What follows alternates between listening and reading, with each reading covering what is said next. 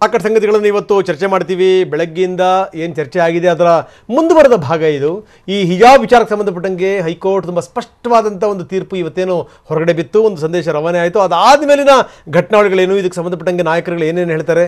ಹಿಜಾಬ್ ವಿಚಾರಕ್ಕೆ ಸಂಬಂಧಪಟ್ಟಂಗೆ ವಿದ್ಯಾರ್ಥಿನಿಯರು ಕೋರ್ಟ್ ಮೆಟ್ಟಿಲೇರಿದ್ರು. ಇವತ್ತು ಕೋರ್ಟ್ ಸ್ಪಷ್ಟವಾದಂಥ ಒಂದು ತೀರ್ಪು ಕೊಟ್ಟಿದೆ. ಅಂದರೆ ಯಾವುದೇ ಕಾರಣಕ್ಕೂ ಇಂಥ ವಸ್ತ್ರಗಳನ್ನು ಹಾಕಿಕೊಂಡು ನೀವು ಜ್ಞಾನ ದೇಗುಲವನ್ನು ಪ್ರವೇಶ ಮಾಡಬಾರದು ಅನ್ನುವಂಥದ್ದು ಸರ್ಕಾರ ಏನು ನಿರ್ಧಾರ ತೆಗೆದುಕೊಂಡಿದೆ, ಆ ನಿರ್ಧಾರ ಸರಿಯಾಗಿದೆ. ಹಿಜಾಬ್ ಧರಿಸೋದು ಇಸ್ಲಾಂನ ಅತ್ಯಗತ್ಯ ಸಂಗತಿ ಅಲ್ಲ ಅನ್ನುವಂಥದ್ದು ಹೈಕೋರ್ಟ್ ಪೂರ್ಣಪೀಠ ಈ ಆದೇಶವನ್ನು ಕೊಟ್ಟಿದೆ. 11 ದಿನ ನಿರಂತರವಾದಂಥ ವಿಚಾರಣೆ, 129 ಪುಟಗಳ ವಿವರಗಳಿತ್ತು.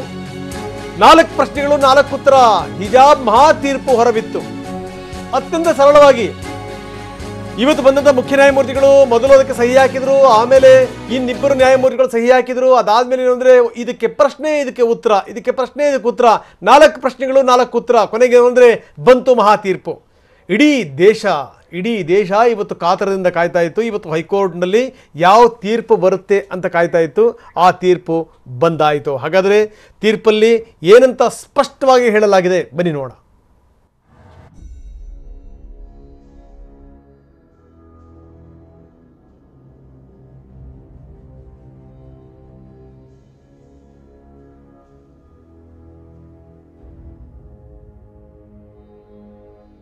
ಹಿಜಾಬ್ ಬಹುಶಃ ಈ ಒಂದು ಹೆಸರು ಹೇಳಿದ್ರೆ ಸಾಕು, ಅಗ್ನಿಕುಂಡದಂತಾದ ಕಾಲೇಜುಗಳು ಕಣ್ಮುಂದೆ ಬರುತ್ತವೆ. ನಾನಾ ನೀನಾ ನೋಡೇ ಬಿಡೋಣ ಅನ್ನೋ ವಿದ್ಯಾರ್ಥಿಗಳ ಆಕ್ರೋಶದ ನುಡಿಗಳು ಈಗಲೂ ಕಿವಿಯಲ್ಲಿ ಗುಯ್ಗುಡುತ್ತವೆ. ಅಷ್ಟೊಂದು ಆವೇಶ, ಅಷ್ಟೊಂದು ವೀರಾವೇಶ ವಿದ್ಯಾರ್ಥಿಗಳ ನಡುವೆ ಭುಗಿಲೆದ್ದಿತ್ತು. ಇದು ಸರ್ಕಾರವನ್ನು ಧರ್ಮ ಸಂಕಟಕ್ಕೆ ಸಿಲುಕಿಸಿತ್ತು.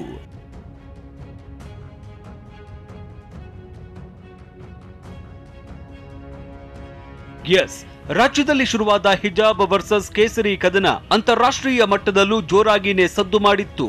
ಯಾರೇನೇ ಹೇಳಿದ್ರು, ಕೋರ್ಟ್ ಮಧ್ಯಂತರ ತೀರ್ಪು ನೀಡಿದ್ರು, ವಿದ್ಯಾರ್ಥಿನಿಯರು ಹಿಜಾಬ್ ಧರಿಸಿ ಶಾಲೆಗೆ ಬರ್ತಿದ್ರು. ಈ ವಿವಾದದ ವಿಚಾರವಾಗಿ ಸರ್ಕಾರ ಮಧ್ಯಪ್ರವೇಶ ಮಾಡಿದ್ರು, ದಿನಗಟ್ಟಲೆ ಕಾಲೇಜ್ಗೆ ರಜೆ ಘೋಷಣೆ ಮಾಡಿದ್ರು. ವಿದ್ಯಾರ್ಥಿನಿಯರು ಮಾತ್ರ ಕ್ಯಾರೆ ಅನ್ಲಿಲ್ಲ. ವಿದ್ಯಾ ದೇಗುಲಗಳ ಎದುರು ದೊಡ್ಡ ಹೈಡ್ರಾಮಾಗಳೇ ನಡೆದಿದ್ವು.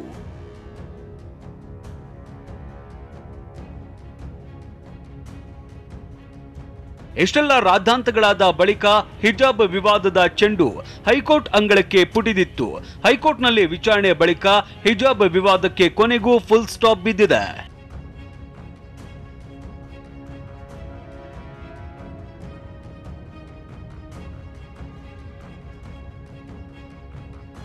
ಕಿಚ್ಚು ಹಚ್ಚಿದ ಹಿಜಾಬ್ ವಿವಾದಕ್ಕೆ ಹೈ ಫುಲ್ ಸ್ಟಾಪ್. ಹಿಜಾಬ್ ಧರಿಸುವುದು ಇಸ್ಲಾಂನ ಅತ್ಯಗತ್ಯ ಭಾಗವಲ್ಲ. ಹೈಕೋರ್ಟ್ ತ್ರಿಸದಸ್ಯ ಪೀಠದಿಂದ ಐತಿಹಾಸಿಕ ತೀರ್ಪು. 11 ದಿನಗಳ ಸುದೀರ್ಘ ವಿಚಾರಣೆ. ತೀರ್ಪು ಇಂದು ಬರುತ್ತಾ ನಾಳೆ ಬರುತ್ತಾ ಅನ್ನೋ ಕಾತರ. ತೀರ್ಪು ನಮ್ಮ ಪರ ಬಂದೇ ಬರುತ್ತೆ ಅಂತ ವಿದ್ಯಾರ್ಥಿನಿಯರು ಕಾತರದಿಂದ ಕಾಯ್ತಾ ಇದ್ರು. ಆದ್ರೆ ವಿದ್ಯಾರ್ಥಿನಿಯರ ನಿರೀಕ್ಷೆಗೆ ಹೈಕೋರ್ಟ್ ಎಳ್ಳು ನೀರು ಬಿಟ್ಟಿದೆ. ಹಿಜಾಬ್ ಧರಿಸುವುದು ಇಸ್ಲಾಂನ ಅತ್ಯಗತ್ಯ ಭಾಗವಲ್ಲ. ಸಮವಸ್ತ್ರ ನಿಗದಿಪಡಿಸುವ ಅಧಿಕಾರ ಶಾಲೆಗಳಿಗೆ ಇದೆ. ರಾಜ್ಯ ಸರ್ಕಾರದ ಆದೇಶ ಕಾನೂನುಬದ್ಧವಾಗಿದೆ ಅಂತ ಹೇಳಿ ಹಿಜಾಬ್ ಅವಕಾಶಕ್ಕೆ ಕೋರಿ ಸಲ್ಲಿಸಲಾಗಿದ್ದ ರಿಟ್ ಅರ್ಜಿಗಳನ್ನ ಹೈಕೋರ್ಟ್ ವಜಾಗೊಳಿಸಿದೆ.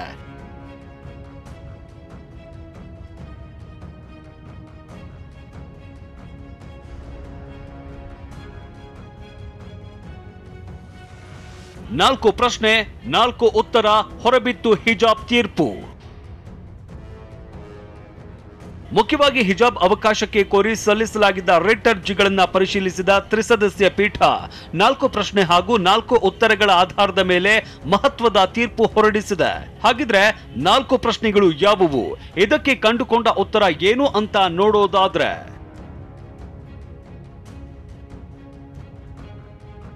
ಪ್ರಶ್ನೆ 1, ಹಿಜಾಬ್ ಅತ್ಯಗತ್ಯ ಧಾರ್ಮಿಕ ಆಚರಣೆಯೇ?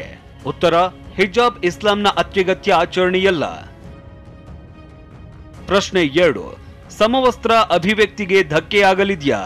ಉತ್ತರ, ಸಮವಸ್ತ್ರ ನಿಗದಿ ಸೂಕ್ತವಾದ ನಿರ್ಬಂಧನೆ. ಪ್ರಶ್ನೆ 3, ಸರ್ಕಾರದ ಆದೇಶ ಕಾನೂನು ಬಾಹಿರಾನ? ಉತ್ತರ, ಸರ್ಕಾರದ ಆದೇಶ ಕಾನೂನುಬದ್ಧವಾಗಿದೆ. ಪ್ರಶ್ನೆ 4, ಉಡುಪಿ ಕಾಲೇಜಿನ ಮೇಲೆ ಕ್ರಮದ ಅಗತ್ಯವಿದೆಯೇ? ಉತ್ತರ, ಸಮವಸ್ತ್ರ ನಿಗದಿಪಡಿಸುವ ಅಧಿಕಾರ ಶಾಲೆಗಳಿಗಿದೆ.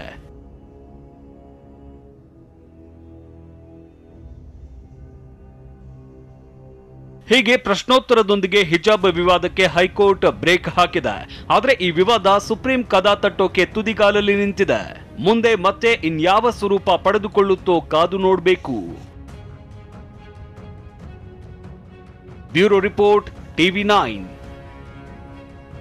ಎಸ್, ಈ ವಿಚಾರದಲ್ಲಿ ಮಾತನಾಡೋದಕ್ಕೆ ನಮ್ಮ ಜೊತೆಗೆ ಅತಿಥಿಗಳು ಕೂಡ ಜಾಯ್ನ್ ಆಗಿದ್ದಾರೆ. ಉಡುಪಿಯ ಶಾಸಕರಾಗಿರುವ ರಘುಪತಿ ಭಟ್ ಅವರಿದ್ದಾರೆ, ಅಡ್ವೊಕೇಟ್ ಜನರಲ್ ಆಗಿರುವ ಪ್ರಭುಲಿಂಗ ನಾವದಗಿ ಅವರು ನಮ್ಮ ಜೊತೆಗೆ ಜಾಯ್ನ್ ಆಗಿದ್ದಾರೆ. ಇನ್ನು ಹಲವು ನಾಯಕರು ನಮ್ಮ ಜೊತೆಗೆ, ಮುಖಂಡರು, ಧಾರ್ಮಿಕ ಮುಖಂಡರು ನಮ್ಮ ಜೊತೆಗೆ ಕಾರ್ಯಕ್ರಮದಲ್ಲಿ ಜಾಯ್ನ್ ಆಗ್ತಾರೆ. ನಾನು ಪ್ರಭುಲಿಂಗ ನಾವದಗಿ ಅವರ ಜೊತೆಗೆ ಮೊದಲಿಗೆ ಮಾತನ್ನು ಆರಂಭಿಸ್ತೀನಿ. ಪ್ರಭುಲಿಂಗ ನಾವದಗಿ ಅವರೇ, ಹೈಕೋರ್ಟ್ನಿಂದ ಒಂದು ಐತಿಹಾಸಿಕ ತೀರ್ಪು ಹೊರಬಿದ್ದಿರುವಂಥದ್ದು.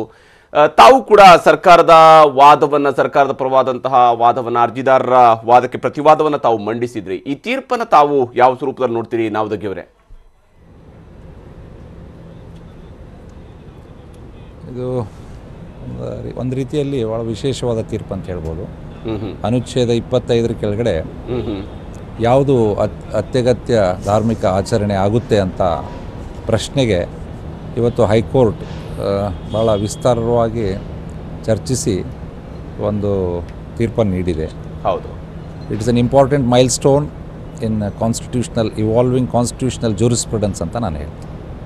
ಓಕೆ, ಆದರೆ ಈಗ ಒಂದು ಬಹಳ ವಿಶೇಷವಾದ ಮೈಲಿಗಲ್ಲು ಹೌದು ಅಂತ ನಾನು ಹೇಳ್ತೀನಿ. ಹೌದು, ಆದರೆ ಈ ವಿಚಾರಕ್ಕೆ ಸಂಬಂಧಪಟ್ಟಂತೆ ಈಗ ಸುಪ್ರೀಂ ಕೋರ್ಟ್ಗೆ ಹೋಗುವಂತಹ ಅಂಶಗಳ ಬಗ್ಗೆಯೂ ಕೂಡ ಒಂದಿಷ್ಟು ಅರ್ಜಿದಾರರು, ಯಾವ ಅರ್ಜಿ ವಜಾ ಆಗಿದೆಯಾ ಅರ್ಜಿದಾರರು ಕೂಡ ಇವತ್ತು ಹೇಳ್ತಾ ಇದ್ದಾರೆ. ಅವ್ರಿಗಿರುವಂತಹ ಕಾನೂನಿನ ಹೋರಾಟದ ಅವಕಾಶಗಳು ಯಾವ ಸ್ವರೂಪದಲ್ಲಿರುವಂಥದ್ದು ನಾವದಕ್ಕಿವರೆ? ನೋಡಿ, ಬೆಳಿಗ್ಗೆಯಿಂದ ಈ ಪ್ರಶ್ನೆ ನನಗೆ ಎಲ್ಲರೂ ಕೇಳ್ತಾನೆ ಇದ್ದಾರೆ, ಸುಪ್ರೀಂ ಕೋರ್ಟ್ಗೆ ಹೋದರೆ ಏನಾಗುತ್ತೆ ಅಂತ. ಯಾವುದೇ ಒಂದು ತೀರ್ಪು ನಮ್ಮ ಸಂವಿಧಾನದಲ್ಲಿ ಯಾರು ಅಗ್ರೀವ್ಡ್ ಪಾರ್ಟಿ, ಯಾರು ನೊಂದವರಿದ್ದಾರೆ ಒಂದು ಆದೇಶದ ವಿರುದ್ಧ ಸುಪ್ರೀಂ ಕೋರ್ಟ್ಗೆ ಹೋಗೋ ಮುಕ್ತ ಅವಕಾಶವಿರುತ್ತದೆ. ಸೊ ಸುಪ್ರೀಂ ಕೋರ್ಟ್ಗೆ ಹೋಗೋದ್ರಲ್ಲಿ ತಪ್ಪಿಲ್ಲ. ಅವ್ರಿಗೆ ಈ ಜಜ್ಮೆಂಟ್ ಬಗ್ಗೆ ಡಿಸಪಾಯಿಂಟ್ಮೆಂಟ್ ಇದ್ದರೆ ಹೋಗ್ತಾರೆ. ಒಂದು, ನನ್ನ ಪ್ರಕಾರ ಈ ಜಜ್ಮೆಂಟ್ ನಾನು ನೋಡಿದ ಹಾಗೆ ಸೌಂಡ್ ಲೀಗಲ್ ಪ್ರಿನ್ಸಿಪಲ್ಸ್, ಅತ್ಯಂತ ಸೌಂಡ್ ಲೀಗಲ್ ಪ್ರಿನ್ಸಿಪಲ್ಸ್, ಫ್ಯಾಕ್ಚುಯಲ್ ಫೌಂಡೇಶನಿಂದ ಕೂಡಿದೆ. ನನಗೆ ಆತ್ಮವಿಶ್ವಾಸ ಇದೆ ಈ ಜಜ್ಮೆಂಟು ಸಸ್ಟೇನ್ ಆಗುತ್ತೆ ಅನ್ನೋ ಒಂದು ಆತ್ಮವಿಶ್ವಾಸ. ಅಫ್ಕೋರ್ಸ್ ಸರ್ವೋಚ್ಚ ನ್ಯಾಯಾಲಯಕ್ಕೆ ಏನಾದರೂ ಯಾವುದೇ ಪಾರ್ಟಿ ಹೋದರೆ, ಸರ್ವೋಚ್ಚ ನ್ಯಾಯಾಲಯ ಇದರ ಬಗ್ಗೆ ಸರ್ಕಾರದ ನಿಲುವನ್ನು ಕೇಳಿದ್ರೆ ಸೂಕ್ತ ಸಮಯದಲ್ಲಿ ಸರ್ಕಾರ ಇದಕ್ಕೆ ಸ್ಪಂದನೆ ಮಾಡುತ್ತದೆ. ಓಕೆ 11 ದಿನಗಳ ವಿಚಾರಣೆ ಅಂದರೆ ವಾದ ಪ್ರತಿವಾದಗಳಾಗಿತ್ತು. ಎಲ್ಲವನ್ನೂ ಕೂಡ ಯಾರ್ಯಾರು ಬರ್ತಾರೆ ಎಲ್ಲವನ್ನೂ ಕೂಡ ಬಹಳ ಸಮಚಿತ್ತದಿಂದ ಕೋರ್ಟ್ ಆಲಿಸಿತ್ತು. ಕೆಲವು ಸಂದರ್ಭಗಳಲ್ಲಿ ನೀವು ಪಾಯಿಂಟನ್ನು ರಿಪೀಟ್ ಮಾಡ್ತಾ ಇದ್ದೀರಿ ಅಂತ ಹೇಳ್ತಾನೆ ಮತ್ತು ಅವ್ರನ್ನ ಯಾರನ್ನೂ ಕೂಡ ತಿರಸ್ಕರಿಸ್ದೇ ಎಲ್ಲರ ಪಾಯಿಂಟ್ಗಳನ್ನು ಕೂಡ ಅಲ್ಲಿ ಸೇರಿಸ್ಕೊಳ್ಳಲಾಗಿತ್ತು. ನಂಬರ್ 1. ಎರಡನೇ ಸಂಗತಿ ಏನು ಅಂತಂತಂದರೆ, ಇದೆಲ್ಲದರ ಹೊರತಾಗಿನೂ ಕೂಡ ಇದರ ಪರಿಣಾಮಗಳೇನು ಅಂತದ್ದು ವೆರಿ ಇಂಪಾರ್ಟೆಂಟು ಸರ್. ಇದರ ಪರಿಣಾಮಗಳೇನಾಗುತ್ತೆ ಅಂತ ಈಗಾಗಲೇ ಕೆಲವರು ನಾವಿದನ್ನು ಒಪ್ಪಲ್ಲ ಅಂತ, ವಿದ್ಯಾರ್ಥಿನಿಯರು ತಿಳಿದನನ್ನು ಗೊತ್ತಿಲ್ಲ, ನಾವು ಪರೀಕ್ಷೆ ಬಹಿಷ್ಕರಿಸಿದರೂ ಪರವಾಗಿಲ್ಲ, ನಾವಿದನ್ನು ಒಪ್ಪಲ್ಲ ಅನ್ನುವಂಥ ಮಾತನಾಡ್ತಾ ಇದ್ದಾರೆ. ಜೊತೆಗೆ ನೋಡಿದರೆ ಕೋರ್ಟ್ ನಮಗೆ ಅನ್ಯಾಯ ಮಾಡಿದೆ ಅನ್ನುವಂಥ ಮಾತನಾಡ್ತಾ ಇದ್ದಾರೆ. ಸೊ ಇಂಥ ಹೇಳಿಕೆಗಳ ಬಗ್ಗೆ ತಾವೇನು ಹೇಳ್ತೀರಿ?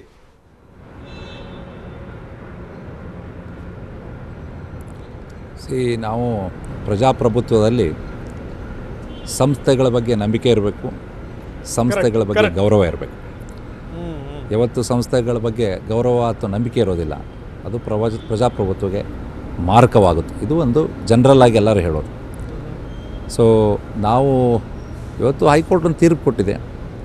ನಮ್ಮ ಸಂವಿಧಾನದಲ್ಲಿ ಮತ್ತು ಕಾನೂನಿನಲ್ಲಿ ನಾನು ಆವಾಗಲೇ ಹೇಳಿದಾಗೆ ಯಾರಾದರೂ ಅದರ ಬಗ್ಗೆ ನಿಮ್ಮ ವಿರೋಧ ಆಗಿದೆ ಅಂತಂದರೆ ಮೇಲ್ಗಡೆ ಕೋರ್ಟು, ಸುಪ್ರೀಂ ಕೋರ್ಟ್ಗೆ ಹೋಗೋಕ್ಕೆ ಮುಕ್ತ ಅವಕಾಶ ಇದೆ. ಮತ್ತೊಂದು ಸರಿಯಲ್ಲಿ ಚರ್ಚೆ ಆಗುತ್ತೆ. ಅದು ಬಿಟ್ಟು ಜಾಸ್ತಿ ಮತ್ತೇನು ನಾನು ಹೇಳೋಕ್ಕೆ ಇಷ್ಟಪಡಲ್ಲ.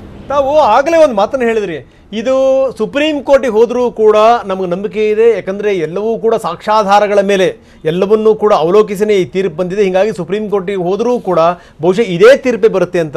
ಯಾವ್ಯಾವ ಅಂಶಗಳನ್ನು ದೃಷ್ಟಿಯಲ್ಲಿ ಇಟ್ಕೊಂಡು ಈ ಮಾತನ್ನು ಹೇಳ್ತಾ ಇದ್ದೀರಿ ನಾವು ದೇವರಿಗೆ? ಅಲ್ಲ, ನಾನು ಈ ಕೇಸಲ್ಲಿ ಸರ್ಕಾರದ ಪರವಾಗಿ ವಾದ ಮಾಡಿರೋ ಕಾರಣಕ್ಕಾಗಿ ನನಗೆ ಆತ್ಮವಿಶ್ವಾಸ ಇದೆ. ಓಕೆ, ಇಲ್ಲಿ ಆರ್ಗ್ಯುಮೆಂಟ್ ಮಾಡುವಾಗ ವಿಶ್ವಾಸ ಇಟ್ಕೊಂಡು ಆರ್ಗ್ಯುಮೆಂಟ್ ಮಾಡಿದ್ವಿ.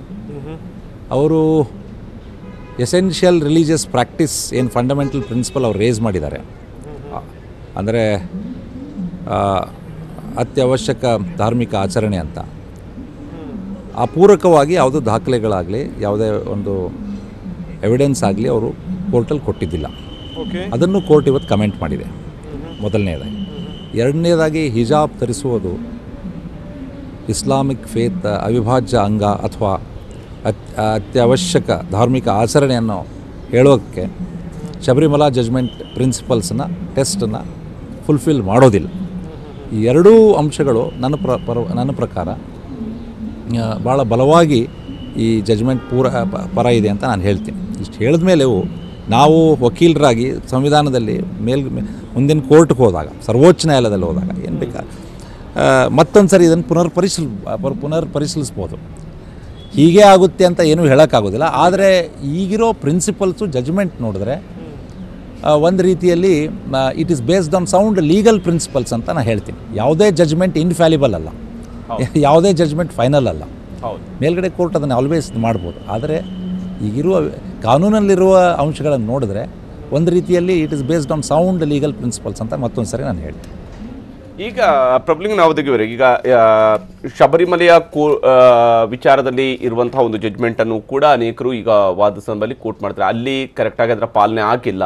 ಹೀಗಾಗಿ ಈಗ ಹೈಕೋರ್ಟ್ನ ಈ ಆದೇಶವನ್ನು ನಾವು ಪಾಲಿಸಲೇಬೇಕು ಅಂತೇನಿಲ್ಲ, ನಾವು ಸುಪ್ರೀಂ ಕೋರ್ಟ್ಗೆ ಹೋಗ್ತಾ ಇದ್ವಿ ಅಂತಕೊಂಡು. ವಾಸ್ತವ ಸುಪ್ರೀಂ ಕೋರ್ಟ್ ಇದನ್ನು ವಿಚಾರಣೆ ಕೈಗೆತ್ತಿಕೊಳ್ಳುವವರೆಗೂ ಕೂಡ ಅಥವಾ ಇದರಲ್ಲಿ ಒಂದು ಮಧ್ಯಂತರವಾಗಿ ಯಾವುದೋ ಒಂದು ಆದೇಶ ನೀಡುವವರೆಗೂ ಕೂಡ ಹೈಕೋರ್ಟ್ನ ಈ ಆದೇಶದ ಪಾಲನೆ ಎಷ್ಟು ಮುಖ್ಯ ಅನ್ನುವಂಥನ್ನು ನೀವು ತಿಳುವಳಿಕೆಯನ್ನು ಹೇಳೋಕೆ ಬಯಸ್ತೀರಿ? ಇಲ್ಲ, ಇದು ಹೈಕೋರ್ಟ್ ಆದೇಶದ ಪಾಲನೆ ಪ್ರಶ್ನೆ ಬರೋದಿಲ್ಲ. ಸರ್ಕಾರ 5/2/2022 ತಾರೀಕಿನಲ್ಲೂ ಏನು ಆದೇಶ ಮಾಡಿದೆ, ಪ್ರತಿಯೊಂದು ಶೈಕ್ಷಣಿಕ ಸಂಸ್ಥೆಗೆ ಸಮವಸ್ತ್ರ ನಿಗದಿಪಡಿಸುವ ಅಧಿಕಾರ ಪ್ರತಿಯೊಂದು ಶೈಕ್ಷಣಿಕ ಸಂಸ್ಥೆಗೆ ಕೊಟ್ಟಿದ್ದಾರೆ. ಆ ಶೈಕ್ಷಣಿಕ ಸಂಸ್ಥೆ ಏನು ಸಮವಸ್ತ್ರ ವಿಧಿಸ್ತಾರೆ ಅದನ್ನು ವಿದ್ಯಾರ್ಥಿಗಳು ಪಾಲನೆ ಮಾಡಬೇಕು. ಕಡೆದಾಗಿ ಪ್ರಭುಲಿಂಗ ನಾವದಗಿರೆ, ಈ ಇಡೀ ಪ್ರಕರಣ ಇಲ್ಲಿಗೇನೆ ಕಂಪ್ಲೀಟ್ ಆಗಿದು ಇತ್ಯರ್ಥ ಆಗುತ್ತೆ ಅಂತ ಈಗ ಸುಪ್ರೀಂ ಕೋರ್ಟ್ನಲ್ಲಿ ಹೋಗುವಂಥ ವಿಚಾರಗಳು ಇರ್ತವೆ. ಆದರೆ ಕಾನೂನಿನ ಸಮರಗಳು ಒಂದು ಭಾಗ ಇದ್ದೇ ಇರ್ತವೆ. ಒಂದು ಸಮಾಜವಾಗಿ ಇದನ್ನು ಯಾವ ಸ್ವರೂಪದಲ್ಲಿ ಈಗ ನೋಡಲೇಬೇಕಾಗಿದೆ ಮತ್ತು ಈ ರೀತಿಯಂತಹ ಆದೇಶ ಬಂದಾಗ ಅದರ ಪಾಲನೆಯನ್ನು ಮಾಡಬೇಕಾಗತ್ತೆ ಅಂತ?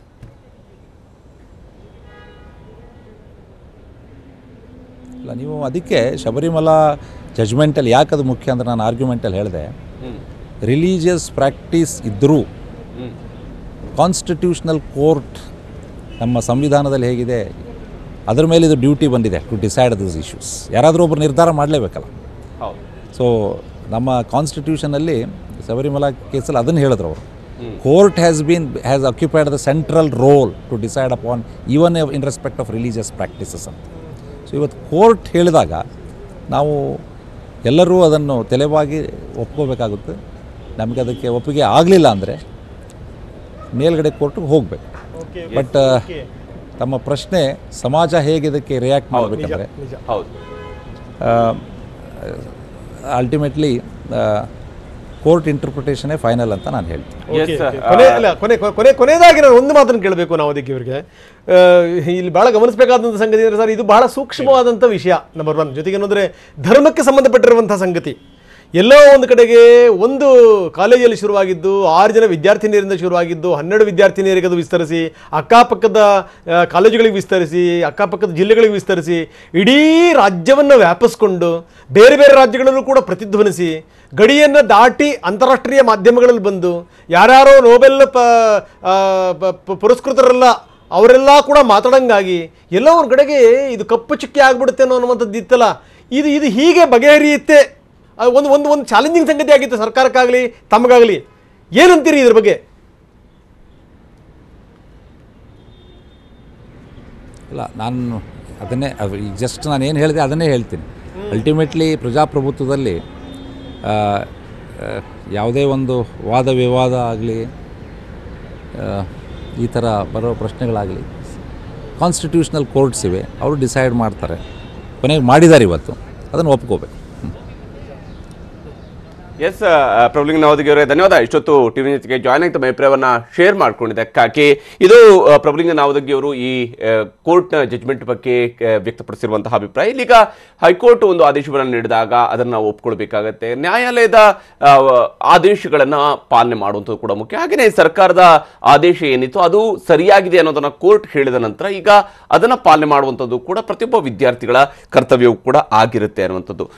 ನಮ್ಮ ಜೊತೆಗೆ ರಘುಪತಿ ಪಡ್ಡವರು ಕೂಡ ಜಾಯ್ನ್ ಆಗ್ತಾ ಇದ್ದಾರೆ. ಹಾಗೆಯೇ ಮುಸ್ಲಿಂ ಮುಖಂಡರಾಗಿರುವಂಥ ಅಬ್ದುಲ್ ರಜಾಕ್ ಅವರು, CFIನ ರಾಜ್ಯ ಕಾರ್ಯದರ್ಶಿಗಳಾಗಿರುವ ಸರ್ಫರಾಜ್ ಜಾಯ್ನ್ ಆಗ್ತಾರೆ. ಶ್ರೀರಾಮ್ ಸೇನೆ ಸಂಸ್ಥಾಪಕರಾಗಿರುವ ಪ್ರಮೋದ್ ಮುತಾಲಿಕ್ ಅವರು, ವಜ್ರದೇಹಿ ಮಠದ ಸ್ವಾಮೀಜಿಗಳಾಗಿರುವಂತಹ ರಾಜಶೇಖರನ್ ಸ್ವಾಮೀಜಿ ಅವರು ನಮಗೆ ಈ ಕಾರ್ಯಕ್ರಮದಲ್ಲಿ ಜಾಯ್ನ್ ಆಗ್ತಾರೆ. ಅತಿಥಿಗಳ ಜೊತೆ ಕೂಡ ನಾವು ಮಾತನ್ನ ಆರಂಭಿಸೋಣ. ಹಾಗೆಯೇ ಇಲ್ಲಿ ಬಹಳ ಮುಖ್ಯವಾಗಿ ಈ ಒಂದು ಜಜ್ಮೆಂಟ್ ಬಂದ ನಂತರ ವಿದ್ಯಾರ್ಥಿನಿಯರು, ಅರ್ಜಿದಾರರು ಹೇಳ್ತಾ ಇರುವಂತಹ ಮಾತು ಕೂಡ ಗಮನಾರ್ಹವಾಗಿರುವಂಥದ್ದು.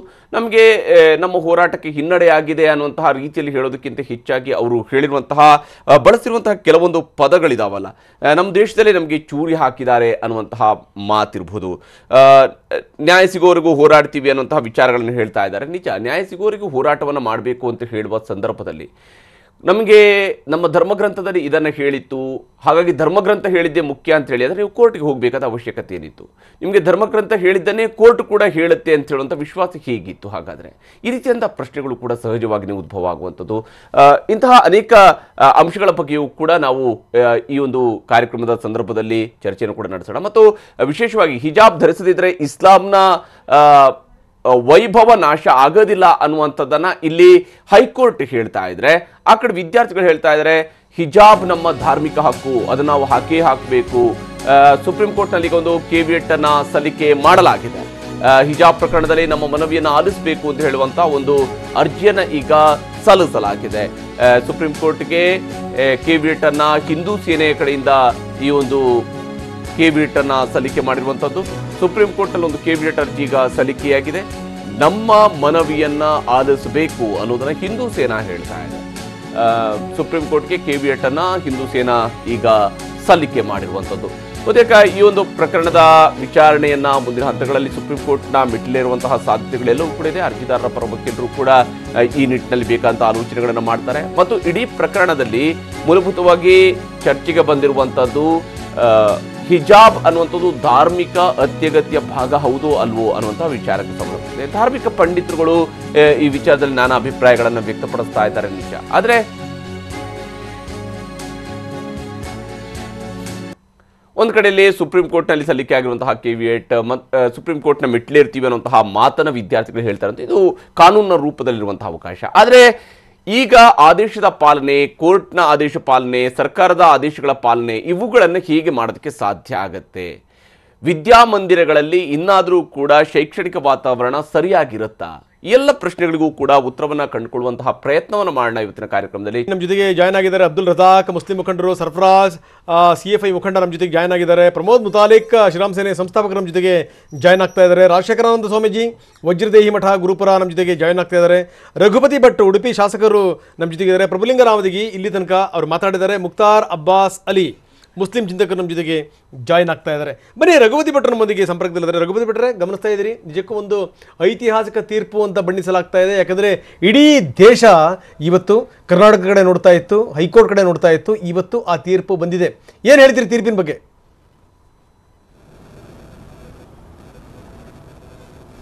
ಸರ್, ಇದು ತೀರ್ಪಿನ ಇದು ಯಾರ ಜಯ ಯಾರ ಸೋಲು ಅಂತ ವಿಶ್ಲೇಷಣೆ ಮಾಡೋದಕ್ಕಿಂತ ಈ ಒಂದು ಕೆಲವು ಸಂಶಯಗಳಿಗೆ ಉತ್ತರ ಸಿಕ್ಕಿದೆ.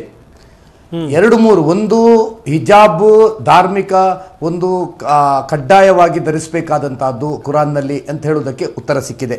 ಅದು ಅಲ್ಲ, ಧಾರ್ಮಿಕ ಕಡ್ಡಾಯ ಆಚರಣೆ ಅಲ್ಲ ಅಂತ ಒಂದು ತೀರ್ಪು ಸಿಕ್ಕಿದೆ.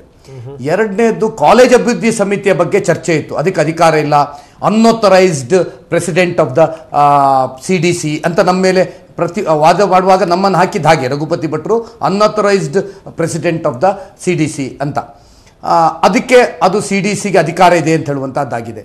ರಾಜ್ಯ ಸರ್ಕಾರದ ಆದೇಶಕ್ಕೆ ಸರಿ ಇಲ್ಲ ಅದು ಅಂತ ವಾದ ಇತ್ತು. ಅದಕ್ಕೂ ಒಂದು ಉತ್ತರ ಸಿಕ್ಕಿದೆ. ಒಂದೇನಾಗಿದೆ ಅಂತ ಹೇಳಿದ್ರೆ, ಇನ್ನು ಮುಂದೆ ಹಿಜಾಬ್ನ ವಿಷಯದಲ್ಲಿ ಯಾವುದು ಹಿಂದಿನ ಎಲ್ಲ ಕೋರ್ಟುಗಳಿಗಿಂತ ಇದು ಸ್ಪಷ್ಟವಾದಂಥ ವಿವರವಾಗಿ, ಮತ್ತು ನೀವು ನೋಡಿ ಕುರಾನ್ನ 4 ಇದನ್ನು ಕೋಟ್ ಮಾಡಿಕೊಂಡು ಒಂದು ಸ್ಪಷ್ಟವಾದಂಥ ಆದೇಶ ಬಂದಿದೆ. ಅಂದರೆ ಎಲ್ಲ ದೊಡ್ಡ ದೊಡ್ಡ ಸುಪ್ರೀಂ ಕೋರ್ಟ್ ಲಾಯರ್ಗಳು ಎರಡೂ ಬದಿ ವಾದ ಮಾಡಿ ಒಂದು ನಿರ್ಧಾರ ಬಂದಿದೆ, ವಿಸ್ತೃತವಾದಂಥ ಚರ್ಚೆಯಾಗಿ ನಿರ್ಧಾರ ಬಂದಿದೆ.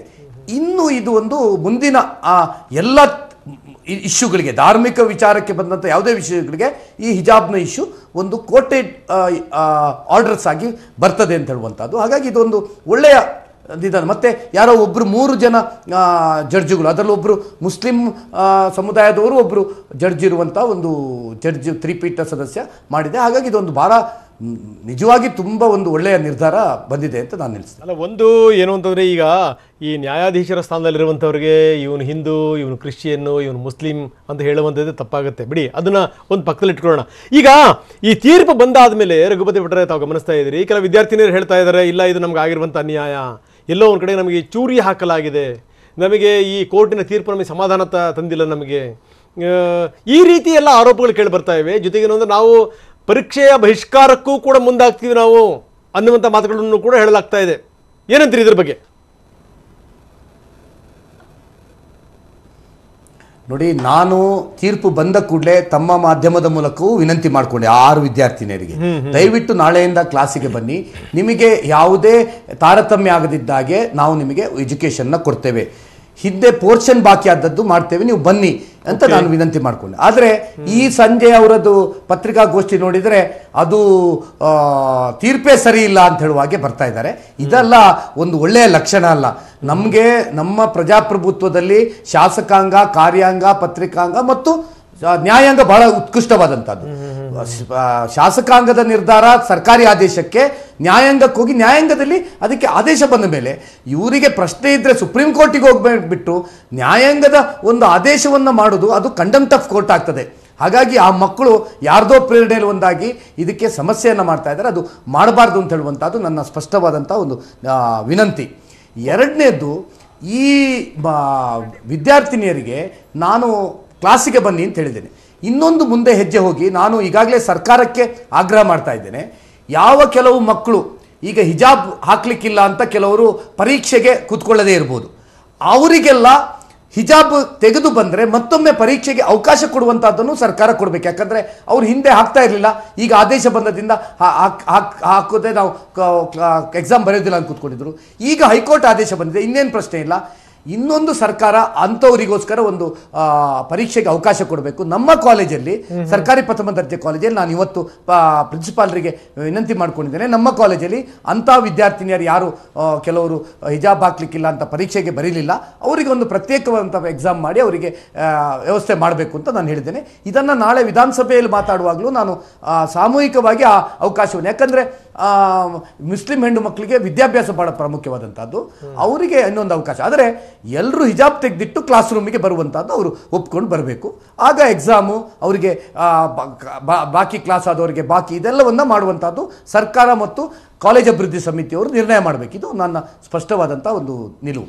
ಈಗ ರಘುಪತಿ ಭಟ್ರೆ, ಈಗ ನೀವು ಇದನ್ನು ಹೇಳ್ತಾ ಇದ್ರಿ, ಶಾಲೆಯಲ್ಲಿ ಕಾಲೇಜಿನಲ್ಲಿ ಈ ರೀತಿಯಾದಂತಹ ವ್ಯವಸ್ಥೆಗಳೆಲ್ಲ ಇರುತ್ತೆ ತಗೊಂಡು, ಈಗ ಕೋರ್ಟ್ನ ಆದೇಶದ ನಂತರ ಮಕ್ಕಳು ಅಲ್ಲಿ ಹಿಜಾಬನ್ನ, ಈಗ ಮಧ್ಯಂತರ ಆದೇಶದ ನಂತರ ಕೂಡ ಒಂದು ವ್ಯವಸ್ಥೆಯನ್ನ ಸರ್ಕಾರ ಹೇಳಿತ್ತು, ಹಿಜಾಬನ್ನ ಕಾಲೇಜುವರೆಗೆ ಧರಿಸಿ ಬಂದು ಅಲ್ಲಿ ಅದನ್ನು ತೆಗೆದಿಡುವಂತಹ ವ್ಯವಸ್ಥೆಗಳಿಗೆ ಒಂದು ಆಯ್ಕೆಯನ್ನ ಸರ್ಕಾರ ಈಗಾಗಲೇ ನಿಗದಿ ಮಾಡಿತ್ತು. ಅದು ಯಥಾ ಪ್ರಕಾರವಾಗಿ ಮುಂದುವರಿಯುತ್ತಾ ರಘುಪತಿ ಭಟ್ರೆ, ಹೇಗೆ? ಹೌದು, ಅದೇ ನಾನು ನೋಡಿ, ನಾನು ಇಡೀ ಸರ್ಕಾರದ ಹೇಳಲಿಕ್ಕಾಗಲ್ಲ. ನನ್ನ ಕ್ಷೇತ್ರದ ಎಲ್ಲ ಕಾಲೇಜುಗಳಲ್ಲಿ ಕಾಲೇಜವರೆಗೆ ಹಿಜಾಬ್ ಹಾಕ್ಕೊಂಬರ್ಬೋದು, ವರಾಂಡದಲ್ಲಿ ಹಾಕ್ಬೋದು, ಕ್ಲಾಸ್ ರೂಮ್ನಲ್ಲಿ ಹಿಜಾಬ್ ತೆಗೆದಿಟ್ಟು ಕ್ಲಾಸಲ್ಲಿ ಭಾಗವಹಿಸಬೇಕು. ಇದು ಹಿಂದೆ ಇದ್ದಂಥದ್ದು ನಮ್ಮಲ್ಲಿ, ನಮ್ಮ ಮಹಿಳಾ ಪದವಿಪೂರ್ವ ಕಾಲೇಜಲ್ಲಿ 2002ರಿಂದ ಇದ್ದಂಥದ್ದು, ಅದು ಅದೇ ರೀತಿ ಮುಂದುವರಿಸ್ತದೆ. ಅವರು ಕಾಲೇಜಿಗೆ ಹಾಕೊಂಬರ್ಬೋದು, ಕ್ಲಾಸ್ ರೂಮಲ್ಲಿ ಮಾತ್ರ ತೆಗೆದಿಟ್ಟು ಭಾಗವಹಿಸಬೇಕು. ಪರೀಕ್ಷೆ ಆಗುವ ಟೈಮಿಗೆ ತೆಗೆದಿಡ್ಲಿ, ಆಮೇಲೆ ಮತ್ತೆ ಪುನಃ ಹಿಜಾಬ್ ಹಾಕೊಂಡು ಹೋಗಲಿ. ಇದು ನಮ್ಮ ಕಾಲೇಜಿನ ಒಂದು ವ್ಯವಸ್ಥೆ. ಅಂದ್ರೆ ಈ ಆದೇಶ ಈಗ ಪಾಲನೆಗೆ ನಾಳೆಯಿಂದಲೇ ಎಲ್ಲ ವಿದ್ಯಾರ್ಥಿಗಳು, ಈಗ ಕಳೆದ 10-15 ದಿವಸಗಳಿಂದ ಯಾವ ರೀತಿಯಾಗಿ ನಿಮ್ಮಲ್ಲಿ ಕಾಲೇಜುಗಳೀಗ ನಡೀತಿದೆ ರಘುಪತಿ ಭಟ್ರೆ, ಎಷ್ಟರ ಮಟ್ಟಿಗೆ ವಿದ್ಯಾರ್ಥಿಗಳೆಲ್ಲರೂ ಕೂಡ ಕನ್ವಿನ್ಸ್ ಮಾಡುವಂತಹ ಪ್ರಯತ್ನ ನಡೆದಿದೆ? ನೋಡಿ, ನಮ್ಮಲ್ಲಿ ಮೆಜಾರಿಟಿ ಮುಸ್ಲಿಂ ಹೆಣ್ಣು ಮಕ್ಕಳು ನೋಡಿ, ನಮ್ಮ ಸರ್ಕಾರಿ ಮಹಿಳಾ ಪದವಿ ಪೂರ್ವ ಕಾಲೇಜಲ್ಲಿ ಎಲ್ಲಿ 6 ಮಕ್ಕಳು ಇಶ್ಯೂ ಮಾಡಿದ್ರು, ಅಲ್ಲಿ 100 ಮಕ್ಕಳಿದ್ದಾರೆ. ಅದರಲ್ಲಿ ಈ 6 ಮಕ್ಕಳು ಬಿದ್ದರೆ ಮತ್ತೆಲ್ಲರೂ ಹಿಜಾಬ್ ತೆಗೆದಿಟ್ಟು ಬರ್ತಿದ್ರು. ಆದರೆ ಕೋರ್ಟ್ ಆದೇಶ ಆದಮೇಲೆ ಅದೊಂದು 5-6 ಸಂಖ್ಯೆ ಮತ್ತೆ ಪುನಃ ಆಬ್ಸೆಂಟ್ ಆದರು. ಇಲ್ಲ ಸರ್, ನಮ್ಗೆ ಒತ್ತಡ ಇದೆ, ನಾವು ಕೋರ್ಟ್ ಆದೇಶ ಆದಮೇಲೆ ಬರ್ತೇವೆ ಅಂತ ಬಿಟ್ಟರೆ, ಆದರೆ ಮ್ಯಾಕ್ಸಿಮಮ್ 90ಕ್ಕಿಂತ ಹೆಚ್ಚು ಮಕ್ಕಳು ಹಿಜಾಬ್ ತೆಗೆದಿಟ್ಟು ಮೊನ್ನೆವರೆಗೂ ಕ್ಲಾಸಿಗೆ ಬಂದಿದ್ದಾರೆ. ನಮ್ಮ ಪ್ರಥಮ ದರ್ಜೆ ಕಾಲೇಜಲ್ಲಿ ಅಲ್ಲಿ ಹಿಜಾಬ್ ಹಾಕ್ತಾ ಇದ್ರು, ಯೂನಿಫಾರ್ಮ್ ಇದ್ದರೂ ಹಿಜಾಬ್ ಹಾಕ್ತಾ ಇದ್ರು. ಅಲ್ಲಿ ಸರ್ಕಾರಿ ಆದೇಶ ಬಂದ ಮೇಲೆ ಹಿಜಾಬ್ ಹಾಕ್ಲಿಕ್ಕೆ ಅವಕಾಶ ಇಲ್ಲದ್ರಿಂದ ಸುಮಾರು ಒಂದು 195 ಮಕ್ಕಳು ಅಲ್ಲಿ ಮುಸ್ಲಿಂ ಹೆಣ್ಣು ಮಕ್ಕಳು ಬರ್ತಾರೆ. ಅದರಲ್ಲಿ 100-120 ಮಕ್ಕಳು ಹಿಜಾಬ್ ತೆಗೆದಿಟ್ಟು ಕ್ಲಾಸಿಗೆ ಬರ್ತಾ ಇದ್ರು. ಒಂದು 75 ಮಕ್ಕಳು ಹಿಜಾಬ್ ಇಲ್ಲ ಅಂತ ಏನು ಗಲಾಟೆ ಮಾಡಲಿಲ್ಲ. ಅವ್ರಿಗೆ ಅರ್ಥ ಆಗಿದೆ, ಸರ್ ಹೈಕೋರ್ಟ್ ಆರ್ಡ್ರಿಂದ ನಮ್ಗೆ ಅರ್ಥ ಆಗಿದೆ, ನಾವು ಕೋರ್ಟ್ ಆದೇಶ ಆದಮೇಲೆ ನಮ್ಮ ನಿರ್ಧಾರ ಮಾಡ್ತೇವೆ ಅಂತ ಹೋಗಿದ್ರು. ಸೊ ಈಗ ನಿನ್ನೆ ಮೊನ್ನೆ ಮತ್ತೆ ಪುನಃ ಜಾಸ್ತಿ ಜನ ಬಂದಿದ್ದಾರೆ. ನನ್ನ ಪ್ರಕಾರ ನಮ್ಮ ಜಿಲ್ಲೆಯಲ್ಲಿ, ನಮ್ಮ ಕ್ಷೇತ್ರದಲ್ಲಿ ಈ ಹೈಕೋರ್ಟ್ ಆದೇಶವನ್ನು ಎಲ್ಲರೂ ಪಾಲಿಸ್ತಾರೆ. ಅವರಿಗೆ ಎಜುಕೇಷನ್ ಇಂಪಾರ್ಟೆಂಟ್ ಅಂತ ಹೇಳುವಂಥದ್ದು ಅವರ ಪೋಷಕರು ಮನದಾಡ್ತಾರೆ ಅಂತ ನನ್ನ ಭಾವನೆ. ಎಸ್ ರಘುಪತಿ ಭಟ್ರೆ, ಮಾತಾಡ್ತೀನಿ ನಾನು. ಚರ್ಚೆ ನಾವು ಮುಂದುವರಿಸೋಣ. ಸರ್ಫರಾಜ್ ಅವ್ರ ಜೊತೆಗೆ ಮಾತಾಡ್ತೀನಿ. ಹಾಗೆಯೇ ನಮ್ಮ ಜೊತೆಗೆ ರಾಜಶೇಖರಾನಂದ ಸ್ವಾಮೀಜಿ ಅವರು ಕೂಡ ಜಾಯ್ನ್ ಆಗಿದ್ದಾರೆ, ಪ್ರಮೋದ್ ಮುತಾಲಿಕ್ ಅವರು ಕೂಡ ಜಾಯ್ನ್ ಆಗಿದ್ದಾರೆ. ಅವ್ರ ಜೊತೆ ಕೂಡ ಮಾತಾಡ್ತೀನಿ. ಇಲ್ಲಿ ತನಕ ರಘುಪತಿ ಭಟ್ ಕೂಡ ಮಾತಾಡ್ತಾ ಇದ್ರು, ರಾಜಶೇಖರಾನಂದ ಸ್ವಾಮೀಜಿ ನಮ್ಮ ಜೊತೆಗಿದ್ದಾರೆ, ಪ್ರಮೋದ್ ಮುತಾಲಿಕ್ ಇದ್ದಾರೆ, ಸರ್ಫರಾಜ್ ಗಂಗಾವತಿ ನಮ್ಮ ಜೊತೆಗಿದ್ದಾರೆ, ಅಬ್ದುಲ್ ರಜಾಕ್ ಮುಸ್ಲಿಂ ಮುಖಂಡರು ನಮ್ಮ ಜೊತೆಗೆ ಜಾಯ್ನ್ ಆಗಿದ್ದಾರೆ. ವಿದ್ಯಾರ್ಥಿನಿ ನಿಭಾಸ್ ಹಜಾರಿಂದ ಮೇಲ್ಮನವಿ ಸಲ್ಲಿಕೆ ಸುಪ್ರೀಂ ಕೋರ್ಟ್ಗೆ ವಕೀಲ ಅನಾಸ್ ತನ್ವೀರ್ ಅವರ ಮುಖಾಂತರ ಅರ್ಜಿಯನ್ನು ಸಲ್ಲಿಸಲಾಗಿದೆ. ವಿದ್ಯಾರ್ಥಿನಿಯ ಪರ ವಕೀಲ ಅನಾಸ್ ತನ್ವೀರ್ ಸುಪ್ರೀಂ ಕೋರ್ಟ್ನ ಮೆಟ್ಟಿಲೇರಿತು ಹಿಜಾಬ್ ಪ್ರಕರಣ ಈಗ ಸುಪ್ರೀಂ ಕೋರ್ಟ್ ಮೆಟ್ಟಿಲೇರಿದೆ. ಹೈಕೋರ್ಟ್ ತೀರ್ಪನ್ನು ಪ್ರಶ್ನೆ ಮಾಡಿ ಸುಪ್ರೀಂ ಕೋರ್ಟ್ಗೆ ಮೇಲ್ಮನವಿ ಸಲ್ಲಿಸಲಾಗಿದೆ. ಬಹಳ ಗಮನಿಸಬೇಕಾದಂತ ಸಂಗತಿ, ವಿದ್ಯಾರ್ಥಿನಿ ನಿಭಾಸ್ ಹಜಾರಿಂದ ಮೇಲ್ಮನವಿ ಅರ್ಜಿ ಸಲ್ಲಿಕೆ ಆಗಿದೆ. ಅದು ವಕೀಲ ಅನಾಸ್ ತನ್ವೀರ್ ಅವರ ಮುಖಾಂತರ. ಪ್ರಭುಲಿಂಗ ನಾವದಗಿ ತುಂಬಾ ಸ್ಪಷ್ಟವಾಗಿ ಹೇಳಿದ್ರು, ಬಹುಶಃ ಈ ತೀರ್ಪು ಬಂದಿರುವಂತಹ ರೀತಿ ನೋಡಿದ್ರೆ ಇದು ಎಲ್ಲಿ ಹೋದರೂ ಕೂಡ ಸ್ಟ್ಯಾಂಡ್ ಆಗಲಿಕ್ಕಿಲ್ಲ ಅನ್ನುವಂಥ ವಿಶ್ವಾಸವನ್ನು ಅವರು ವ್ಯಕ್ತಪಡಿಸಿದರು. ಯಾಕಂದ್ರೆ ಇವೆಲ್ಲವನ್ನೂ ಕೂಡ ಅವಲೋಕಿಸಿ ಎಲ್ಲ ವಿವರಗಳನ್ನು ಕಲೆ ಹಾಕಿ ಅದರ ಆಧಾರದ ಮೇಲೆ ಬಂದಿರುವಂಥದ್ದು. ಆದರೆ ಯಾರಿಗಾದರೂ ಕೂಡ ಈ ತೀರ್ಪಿನ ಬಗ್ಗೆ ಸಮಾಧಾನ ಇಲ್ಲ ಅಂತಂದ್ರೆ ಅವರು ಇನ್ನು ಈ ಮೇಲಿನ ಕೋರ್ಟಿಗೆ ಹೋಗ್ಬೋದು ಅನ್ನುವಂಥ ಮಾತನ್ನು ಕೂಡ ಪ್ರಭುಲಿಂಗ ನಾವದಗಿ ಅವರು ಹೇಳಿದರು. ಸೊ ಇದು ಬಹಳ ಗಮನಿಸಬೇಕಾದ ಸಂಗತಿ. ಬರೀ ನಮ್ಮ ಜೊತೆಗೆ ಗೆಸ್ಟ್ಗಳು ಕೂಡ ಇದ್ದಾರೆ. ಅಬ್ದುಲ್ ರಜಾಕ್, ಸರ್ಫರಾಜ್, ಪ್ರಮೋದ್ ಮುತಾಲಿಕ್, ರಾಜಶೇಖರಾನಂದ ಸ್ವಾಮೀಜಿ ಮತ್ತು ಮುಕ್ತಾರ್ ಅಬ್ಬಾಸ್ ಅಲಿ ನಮ್ಮ ಜೊತೆಗಿದ್ದಾರೆ. ನಾನು ಚರ್ಚೆನ ಶುರು ಮಾಡ್ತಾ ಇದ್ದೀನಿ ಸರ್ಫರಾಜ್ ಮುಖಾಂತರ. CFI ಮುಖಂಡ ಸರ್ಫರಾಜ್ ಕಾರ್ಯಕ್ರಮಕ್ಕೆ ತಮಗೆ ಸ್ವಾಗತ. ಸರ್, ನೋಡ್ತಾ ಇದ್ವಿ ತೀರ್ಪಿನ ಬಗ್ಗೆ ನಿಮ್ಮ ಪ್ರತಿಕ್ರಿಯೆ, ಮೊದಲ ಪ್ರತಿಕ್ರಿಯೆ. ತೀರ್ಪಿನ ಬಗ್ಗೆ ನಾವು ಸ್ಪಷ್ಟವಾಗಿ ಹೇಳಿದ್ದೀವಿ. ಏನಂತ ಹೇಳಿದರೆ, ಈ ತೀರ್ಪಿನ ಏನಿವತ್ತು ತೀರ್ಪು ಬಂದಿದೆ, ಸುದೀರ್ಘ ಒಂದು 11 ದಿನಗಳ ಕಾಲ ವಿಚಾರಣೆ ನಡೆದಿತ್ತು. ನಂತರ 15 ದಿನ ಕಾಲ ಎಲ್ಲರೂ ಕೂಡ ವೇಟ್ ಮಾಡ್ತಾ ಇದ್ರು.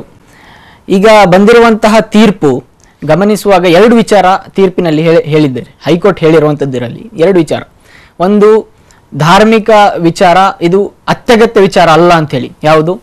ಹಿಜಾಬ್ ಧರಿಸುವಂಥದ್ದು ಇಸ್ಲಾಂ ಧರ್ಮದ ಕಟ್ಟಾಜ್ಞೆಯಲ್ಲಿ ಅತ್ಯಗತ್ಯ ಅಲ್ಲ ಅಂತೇಳಿ. ಇನ್ನೊಂದು, ಸರ್ಕಾರ ತೆಗೆದುಕೊಂಡಿರುವಂತಹ ಎಲ್ಲ ನಿರ್ಧಾರಗಳು ಕಾನೂನುಬದ್ಧವಾಗಿವೆ ಅಂತೇಳಿ. ಈ 2 ಅಂಶಗಳ ಬಗ್ಗೆ ನಾನು ಮಾತಾಡೋದಾದ್ರೆ, ಮೊದಲನೇದಾಗಿ ಇಸ್ಲಾಮಿನಲ್ಲಿ ಧಾರ್ಮಿಕವಾಗಿ ನಾವು ನೋಡುವುದಾದ್ರೆ ಸೂರ ಅನ್-ನೂರ್ ಆಯತ್ ನಂಬರ್ 31ರಲ್ಲಿ ಒಂದು ಸ್ಪಷ್ಟವಾದ ವಿಚಾರ ಇದೆ. ಏನಂತ ಹೇಳಿದ್ರೆ, ಮಹಿಳೆಯರಿಗೆ ತಲೆಗೂದಲು ಮುಚ್ಚುವಂಥದ್ದು ನೀವು ಆದೇಶ ಮಾಡಿರಿ ಅಂತ ಪ್ರವಾದಿಯವರಿಗೆ ಅಲ್ಲಾಹ್ ಅಭಿಸಂಬೋಧಿಸ್ತಾ ಅಲ್ಲಾಹ್ ಹೇಳ್ತಾನೆ. ಅದರಲ್ಲಿ ತಲೆ ಕೂದಲು ಮುಚ್ಚುವಂತಹ ಅವಕಾಶ ಏನು ದೊಡ್ಡ ವಿಷಯ ಅಲ್ಲ. ಯೂನಿಫಾರ್ಮ್ ನಾವು ತೆಗೆದು ಬರ್ತೀವಿ, ಯೂನಿಫಾರ್ಮ್ ನಮಗೆ ಬೇಡ ಅಂತೇಳಿ ಏನು ವಾದ ಇರಲಿಲ್ಲ. ಯೂನಿಫಾರ್ಮ್ ಜೊತೆಗೆ ಬಂದಿರುವಂಥ ಶಾಲೆ ಏನಿದೆ ಅದು ತಲೆಗೆ ಹಾಕಿ ಬರ್ತೀವಿ ಅಂತ ಹೇಳಿ ಇತ್ತು. ಇದು ಕೂಡ ನಾವು ಗಮನಿಸುವಾಗ ಭಾರತದ ಮಹಾನೀಯರು ಅಂದರೆ ಮಹಿಳಾ ಹೋರಾಟಗಾರರಾಗಿರ್ಬೋದು, ಬೇರೆ ಬೇರೆ ನಾನು ಹೇಳ್ತೀನಿ, ಸಾವಿತ್ರಿ ಬಾಪುಲೆ ಆಗಿರ್ಬೋದು, ಇನ್ನು ರಾಣಿ ಚೆನ್ನಮ್ಮ ಆಗಿರ್ಬೋದು, ಎಲ್ಲರಿಗೂ ಕೂಡ ನೀವು ಗಮನಿಸುವಾಗ ಈ ತಲೆ ಸೆರಗು ಹಾಕುವಂಥದ್ದು ಭಾರತೀಯ ಸಂಸ್ಕೃತಿ ಆಕ್ಚುಲಿ ನಾನು ಹೇಳುವಂಥದ್ದು. ಸೊ ಅದನ್ನೇ ಈ ವಿದ್ಯಾರ್ಥಿನಿಯರು ಕೇಳ್ತಾ ಇದ್ರು, ನಮಗೆ ತಲೆಗೆ ಒಂದು ಹಾಕ್ಲಿಕ್ಕೆ ಕೊಡಿ ಅಂತೇಳಿ. ದೊಡ್ಡ ವಿಷಯ ಏನಿರಲಿಲ್ಲ. ಈಗ ಮಾತಾಡುವಾಗ ರಘುಪತಿ ಭಟ್ರು ಬಹಳ ಸಂಯಮದಿಂದ ಸೌಜನ್ಯತೆಯಿಂದ ಉತ್ತರ ಕೊಟ್ಟರು ಅವರು. ಆದರೆ ಮುಂಚೆ ಅವರು ಈ ರೀತಿ ಮಾತಾಡ್ತಾ ಇರಲಿಲ್ಲ. ಮುಂಚೆ ಬೇರೆ ರೀತಿಯಲ್ಲಿ ಆಕ್ರೋಶ ಭರಿತವಾಗಿ ಮಾತಾಡ್ತಾ ಇದ್ರು. ಇದೇ ಒಂದು 5 ನಿಮಿಷದ ಕೆಲಸ ಏನಿತ್ತು ಅಂತ ಹೇಳಿದ್ರೆ, ಆ ಹುಡುಗಿಯರಿಗೆ ಕರೆದು ಒಂದು ಕಡೆ ಆಯ್ತು, ನೀವು ಹಾಕುವಂಥ ಯೂನಿಫಾರ್ಮ್ ಏನಿದೆ ಅದೇ ಶಾಲ್ ನೀವು ತಲೆಗೆ ಹಾಕಿ ಬರ್ರಿ ಅಂತ ಹೇಳಿ ಇಷ್ಟೇ ಕೊಟ್ಟಿದ್ರೆ, ಇಷ್ಟೊಂದು ದೊಡ್ಡ ರದ್ದ ಅಂತ ಕಾಲೇಜ್ಗಳಲ್ಲಿ ಈಗ ಮೊನ್ನೆ ಇವ್ರು ಹೇಳಿದ್ರು, BC ನಾಗೇಶ್ ಅವರು ಬಂದು ಹೇಳಿದ್ರು, ಕೇವಲ 400 ವಿದ್ಯಾರ್ಥಿಗಳು ಮಾತ್ರ ಇದರಿಂದ ತೊಂದರೆ ಅನುಭವಿಸ್ತಾ ಇದ್ದಾರೆ, ಜಾಸ್ತಿ ಮಂದಿ ಏನು ಇದಕ್ಕೆ ಇದು ಆಗ್ತಾ ಇಲ್ಲ ಅಂತ ಹೇಳಿ ಹೇಳಿದ್ರು. ಆದ್ರೆ ಕ್ಯಾಂಪಸ್ ಫ್ರಂಟ್ ಆಫ್ ಇಂಡಿಯಾ 21 ಜಿಲ್ಲೆಗಳಲ್ಲಿಯೂ ಕೂಡ ನಮ್ಮ ಕಾರ್ಯಕರ್ತರಿದ್ದಾರೆ. ಹೋಗಿ ಅಲ್ಲಿ ನೋಡುವಾಗ ಒಂದು ಸರ್ವೆ ಮಾಡಿದ್ವಿ ನಾವು. 88 ಸುಮಾರು ಕಾಲೇಜ್ಗಳಿಗೆ ನಾವು ಅಲ್ಲಿ ವಿದ್ಯಾರ್ಥಿನಿಯರಿಗೆ ಮಾತಾಡಿಸುವಾಗ 11,000 ವಿದ್ಯಾರ್ಥಿನಿಯರು ಶಿಕ್ಷಣದಿಂದ ವಂಚಿತರಾಗಿದ್ದಾರೆ. ನಿನ್ನೆ ಬಂದಿರುವಂತಹ ಒಂದು ವಿಡಿಯೋದಲ್ಲಿ ನಾವು ಗಮನಿಸಬಹುದು, ಕಣ್ಣೀರ್ ಹಾಕ್ತಾ ಇದ್ದಾರೆ ವಿದ್ಯಾರ್ಥಿ. ತಾವು ಸಾಕಷ್ಟು ಸಂಗತಿಗಳನ್ನು ಹೇಳಿದ್ರಿ, ತಾವು ಸಾಕಷ್ಟು ಸಂಗತಿಗಳನ್ನು ಹೇಳಿದ್ರಿ. ನೀವು ರಘುಪತಿ ಭಟ್ರ ಮಾತನ್ನು ಕೂಡ ಉಲ್ಲೇಖಿಸಿದ್ರಿ. ಅದು ನಿಜ. ಇದೆಲ್ಲದರ ಜೊತೆಗೆ ಒಂದು ಮಾತನ್ನ ಗಮನ ಇಟ್ಟು ನೀವು ಕೇಳಬೇಕು. ಹಿಂದೂ ಕೂಡ ಈ ರೀತಿ ಸಮಸ್ಯೆಗಳು ಉದ್ಭವ ಆಗಿತ್ತು. ಇದೇನು ಹೊಸದೇನು ಅಲ್ಲ. ಬೇರೆ ಬೇರೆ ಭಾಗಗಳಲ್ಲಿ ಈ ರೀತಿಯ ಪ್ರಶ್ನೆಗಳು ಎದ್ದಿತ್ತು. ಆ ಸಂದರ್ಭದಲ್ಲಿ ನೀವು ಹೇಳಿದಂಗೆ ಈ ಶಾಲಾ ಆಡಳಿತ ಮಂಡಳಿಯವರು, ಅಲ್ಲಿನ ಮುಸ್ಲಿಂ ಮುಖಂಡರು, ಹಿಂದೂ ಮುಖಂಡರು, ಸಂಬಂಧಪಟ್ಟವರೆಲ್ಲ ಕೂತ್ಕೊಂಡು ತಂದೆ ತಾಯಿಗಳನ್ನ ಕರೆಸಿ ಅಲ್ಲಲ್ಲೇ ಸರಿ ಮಾಡಿದ್ರು. ಈ ಬಾರಿನೂ ಕೂಡ ಹಂಗೆ ಸರಿ ಆಗ್ತಾ ಇತ್ತು. ಶಾಸಕರು ಹೇಳ್ತಾರೆ, ಆದ್ರೆ ಈ PFI CFI ಇದಾರಲ್ಲ, ಇವರು ಅವರು ತಲೆ ಕೆಡಿಸಿದ್ರು ಅನ್ನುವಂತ ಮಾತು ಏನಂತೀರಿ? ನೋಡಿ, ಈ ಹುಟ್ಟಾಕಿರುವಂತದ್ದು ನಮ್ಗೆ ಯಾಕೆ ಬೇಕು? ಈ ಸಮಸ್ಯೆ ಹುಟ್ಟಾಕುವಂಥದ್ದು ನಮ್ಗೆ ಯಾಕೆ ಬೇಕು? ನಾನು ಸರ್ಫರಾಜ್ ಹೋಗಿ ಚುನಾವಣೆ ನಿಲ್ಲಿಕ್ಕಿಲ್ಲ. ಬಿಜೆಪಿಯ ರಘುಪತಿ ಭಟ್ ನೆಕ್ಸ್ಟ್ ಚುನಾವಣೆ ಕಂಟೆಸ್ಟ್ ಮಾಡಬಹುದು, ಅಥವಾ ಈಗ ನಡೆಸ್ತಾ ಇರುವಂತ ಸರ್ಕಾರದವರು MLAಗಳು ಚುನಾವಣೆ ಕಂಟೆಸ್ಟ್ ಮಾಡಬಹುದು. ಕ್ಯಾಂಪಸ್ ಫ್ರಂಟ್ಗೆ ಬೇಕಾಗಿಲ್ಲ ಚುನಾವಣೆ ವಿಚಾರ. ಇಲ್ಲಿ ಪೊಲಿಟಿಕಲ್ ಆಗಿ ನಾವು ಒಂದು ವಿಚಾರ ಹೇಳ್ತೀನಿ. ಈಗ ಈ ವಿವಾದ ಎದ್ದಿದೆ, ನಾನು ಅದಕ್ಕೆ ಮುಂದುವರೆದು ಹೇಳ್ತೇನೆ. ಈಗ ವಿವಾದ ಎದ್ದಿದೆ ಅಲ್ಲ, ನಾವು ಇದು ಸೂಕ್ಷ್ಮವಾಗಿ ಗಮನಿಸಬೇಕು. ಏನಂತ ಹೇಳಿದ್ರೆ, ಹಿಜಾಬ್ ಇದ್ದು ಸಣ್ಣ ವಿವಾದ ಇಷ್ಟು ದೊಡ್ಡ ಮಟ್ಟದಲ್ಲಿ ಚರ್ಚೆ ಆಗಿ ಬಿಜೆಪಿಯ ಮಿನಿಸ್ಟರ್ಗಳು ಬಂದು ಇದು ತಾಲಿಬಾನ್ ಅಲ್ಲ, ಇದು ಪಾಕಿಸ್ತಾನ ಅಲ್ಲ ಅಂತ ಹೇಳಿಕೆ ಕೂಡ ಕೊಟ್ಟಿದ್ದಾರೆ. ನಿರಾಕರಣೆ ಮಾಡ್ಲಿಕ್ಕೂ ಕೂಡ ಆಗಲ್ಲ. ಮಾಧ್ಯಮಗಳ ಮುಂದೆ ಬಂದು ಇದು ಹಿಂದೂ ರಾಷ್ಟ್ರ ಅಂತ ಬಹಿರಂಗವಾಗಿ ಹೇಳಿಕೆ ಕೊಟ್ಟಿದ್ದಾರೆ. ಮತ್ತೆ ಕೇಸರಿ ಧ್ವಜ ಹಾರಿಸುವಂಥದ್ದು ಏನೆಲ್ಲ ಆಗಿದೆ ಅದು ಬಿಡಿ, ಬೇರೆ ವಿಚಾರ. ಇಷ್ಟೆಲ್ಲ ಆಗ್ಲಿಕ್ಕೆ ಕಾರಣ ಮತ್ತೆ ಇದರ ಹಿನ್ನೆಲೆ ಈ ರೀತಿ ಯಾಕೆ ಮಾಡಿದ್ರು? ಇದು ಒಂದು ಟೋಟಲ್ ಆಗಿ ಮುಂದಿನ ಒಂದು ಚುನಾವಣೆಯನ್ನು ಮುಂದಿಟ್ಟುಕೊಂಡು 2023ರ ಚುನಾವಣೆಗೆ ಒಂದು ಕಾರ್ಯಸೂಚಿ ಅಜೆಂಡಾ ಇಲ್ಲ. ಯಾಕಂತ ಹೇಳಿದ್ರೆ ಈ 4 ವರ್ಷದಲ್ಲಿ ಬಿಜೆಪಿ ಮಾಡಿರುವಂತಹ ಸಾಲ ಎಷ್ಟು? 2,66,000 ಚಿಲ್ಲರೆ ಸಾಲ ಮಾಡಿದೆ. 2,66,000 ಚಿಲ್ಲರೆ ಕೋಟಿ ಸಾಲ ಮಾಡಿರುವಂತದ್ದು.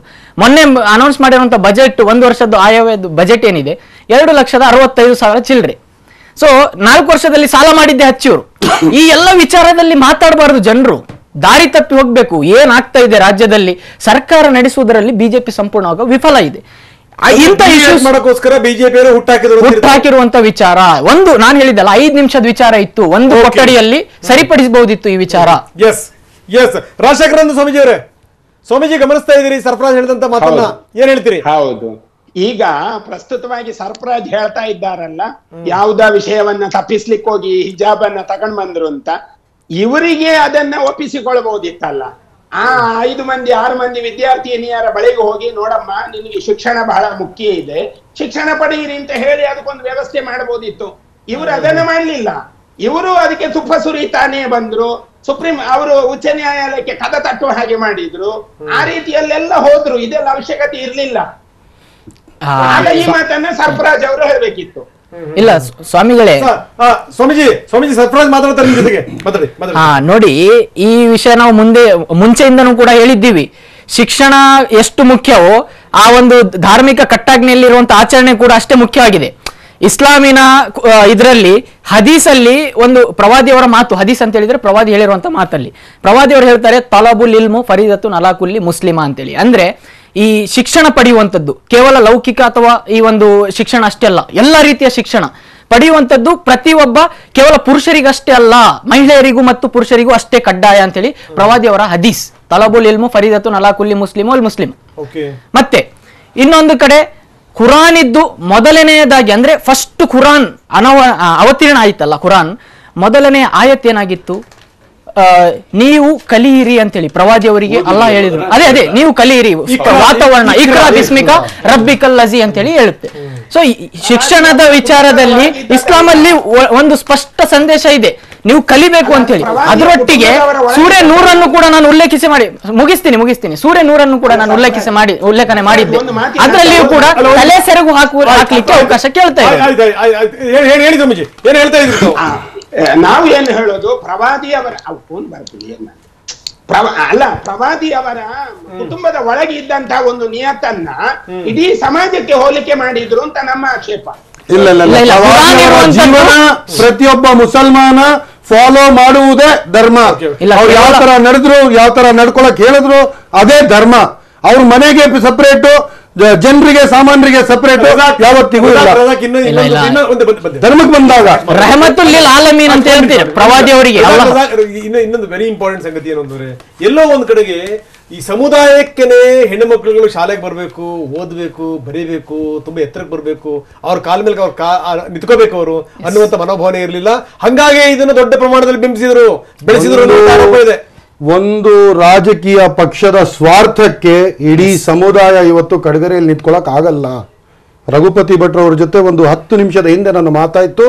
ಅವ್ರು ಹೇಳಿದ್ರು ನಾಳೆ ಸದನದಲ್ಲಿ ನಿಂತ್ಕೊಂಡು ಈ ಮಾತನ್ನ ನಾನು ಹೇಳ್ತೀನಿ.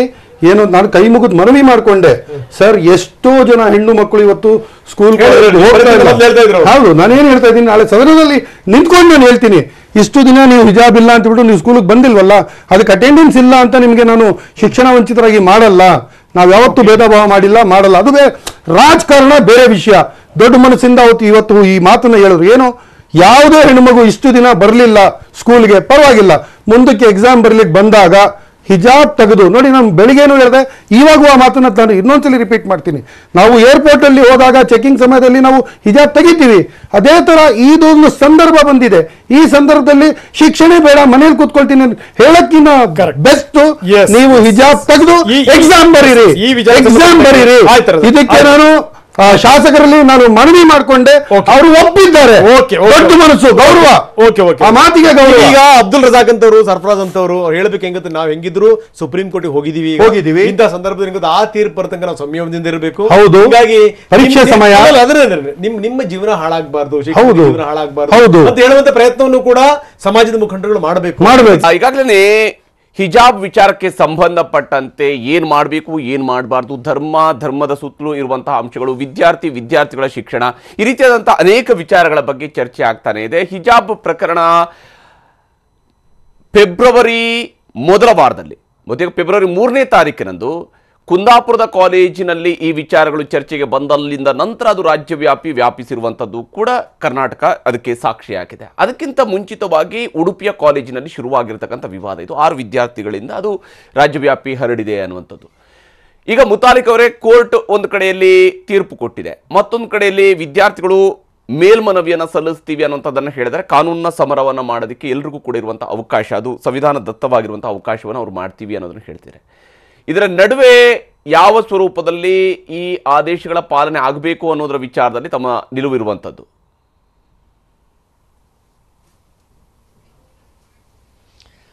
ನೋಡಿ, ಕೋರ್ಟು ಹೇಳಿದ್ದನ್ನು ಪ್ರತಿಯೊಬ್ಬರು ಪಾಲಿಸಲೇಬೇಕು ಅನ್ನುವಂಥದ್ದು ಬಹಳ ಸ್ಪಷ್ಟವಾಗಿದೆ.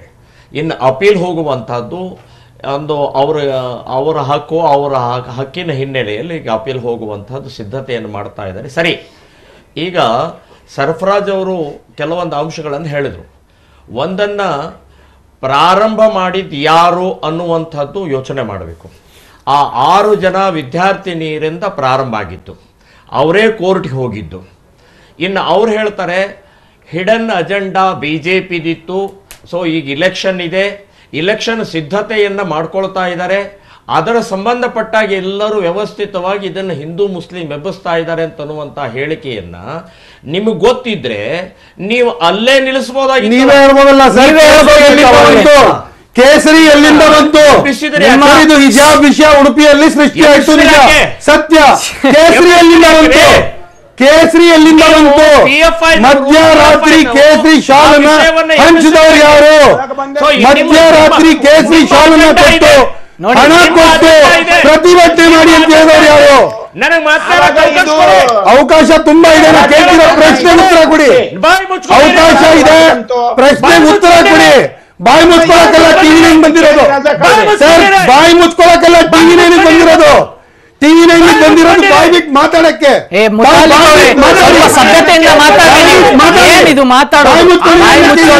ಶಾಲೆ ಅಲ್ಲ, ಗುರು ಅಲ್ಲ.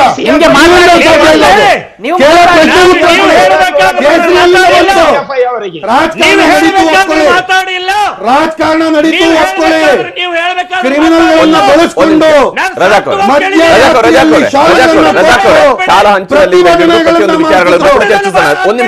ಒಂದು ನಿಮಿಷ ಪ್ರತಿಯೊಂದನ್ನು ಕೂಡ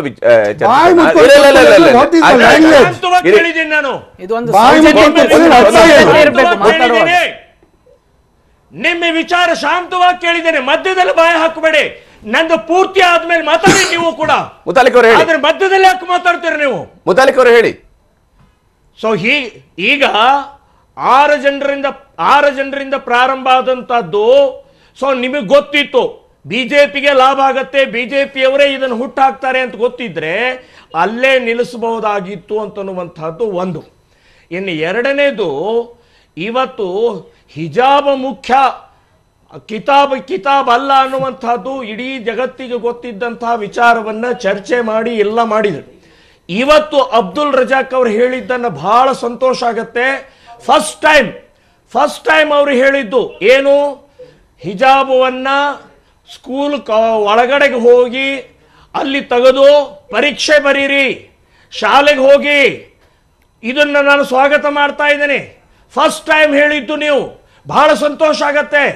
ಸೊ ನಿಮಗೆ ಅಭಿನಂದನೆಗಳನ್ನು ಹೇಳ್ತಾ ಇದ್ದೀನಿ. ಇದನ್ನ ಮುಲ್ಲಾ ಮೌಲ್ವಿಗಳು, ಇದನ್ನ ಸರ್ಫರಾಜ್, ಇದನ್ನ SDPIನವರು ಹೇಳಬೇಕು. ವಿದ್ಯಾರ್ಥಿನಿಯರ ಬಲಿ ಕೊಡಬೇಡಿ, ಅವರ ಭವಿಷ್ಯಕ್ಕೆ ಕಲ್ಲು ಹಾಕಬೇಡಿ ಅನ್ನುವಂತಹದ್ದನ್ನೇ ಸ್ಪಷ್ಟವಾಗಿ ನಾನು ಹೇಳ್ತಾ ಇದ್ದೀನಿ.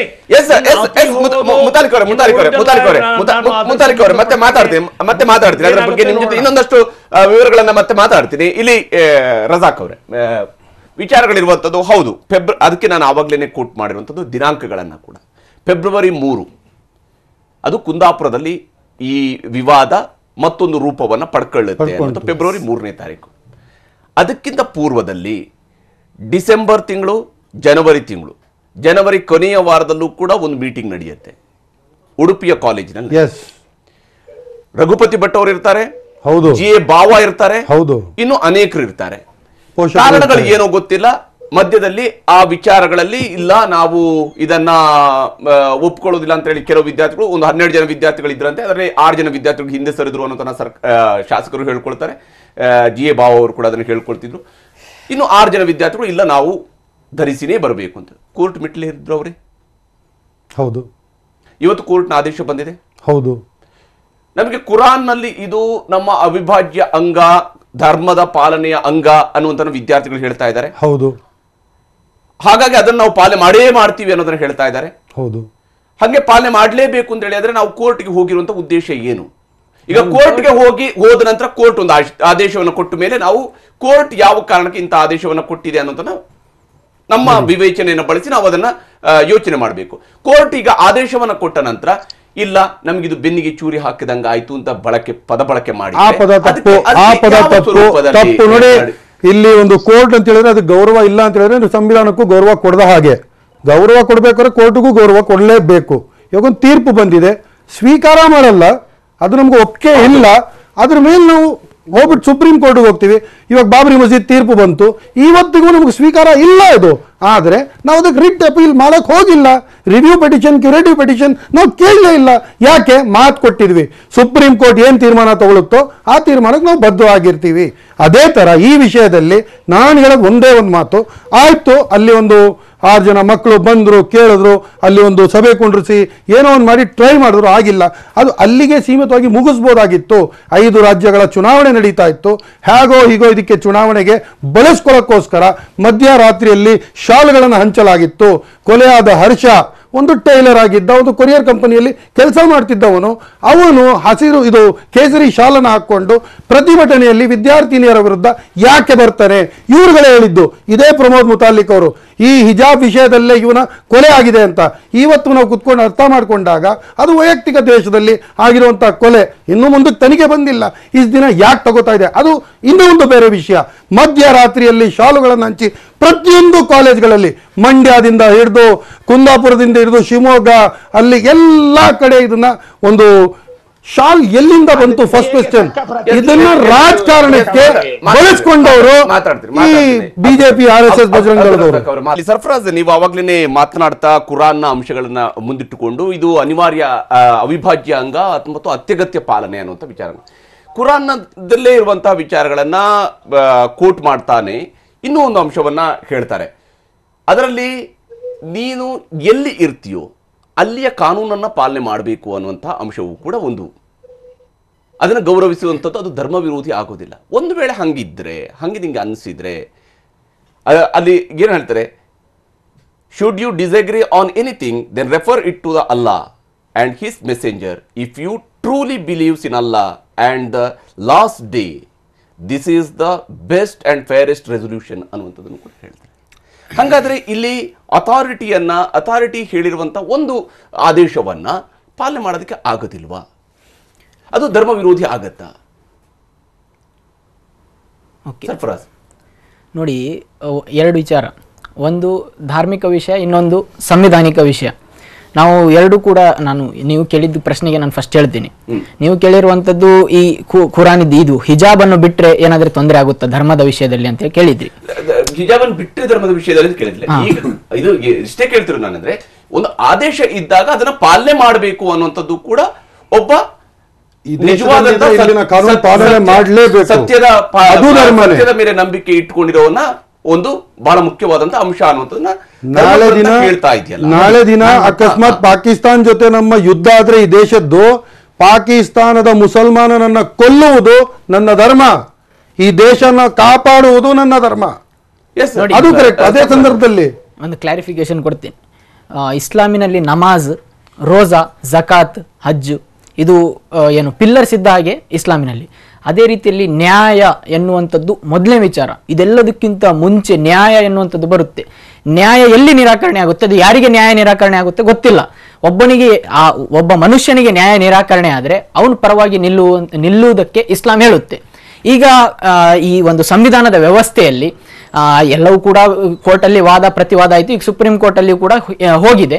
ನಮ್ಮ ಪರವಾದ ವಕೀಲರು ಕೂಡ ವಾದ ಮಾಡಿದ್ರು, ಅದು ಬೇರೆ ವಿಚಾರ.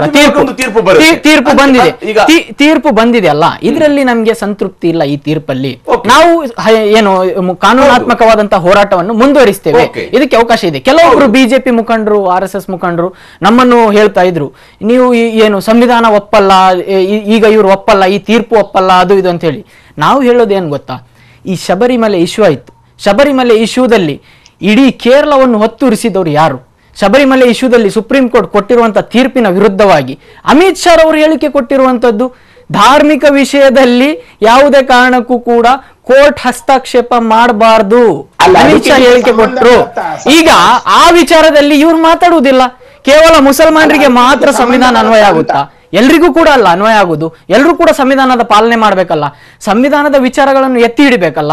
ಸೊ ಈ ಸೆಲೆಕ್ಟಿವ್ ವಿಚಾರ ಇದೆಯಲ್ಲ ಮಾತನಾಡುವಾಗ, ನಾನು ಹೇಳಲಿಕ್ಕೆ ಬಯಸ್ತಾ ಇರೋದು, ಇಲ್ಲಿ ನಮ್ಗೆ ಅನ್ಯಾಯ ಆಗಿದೆ, ನಾವು ಅದರ ನ್ಯಾಯಕ್ಕಾಗಿ ನಾವು ಹೋರಾಟವನ್ನು ಮುಂದುವರಿಸ್ತೇವೆ.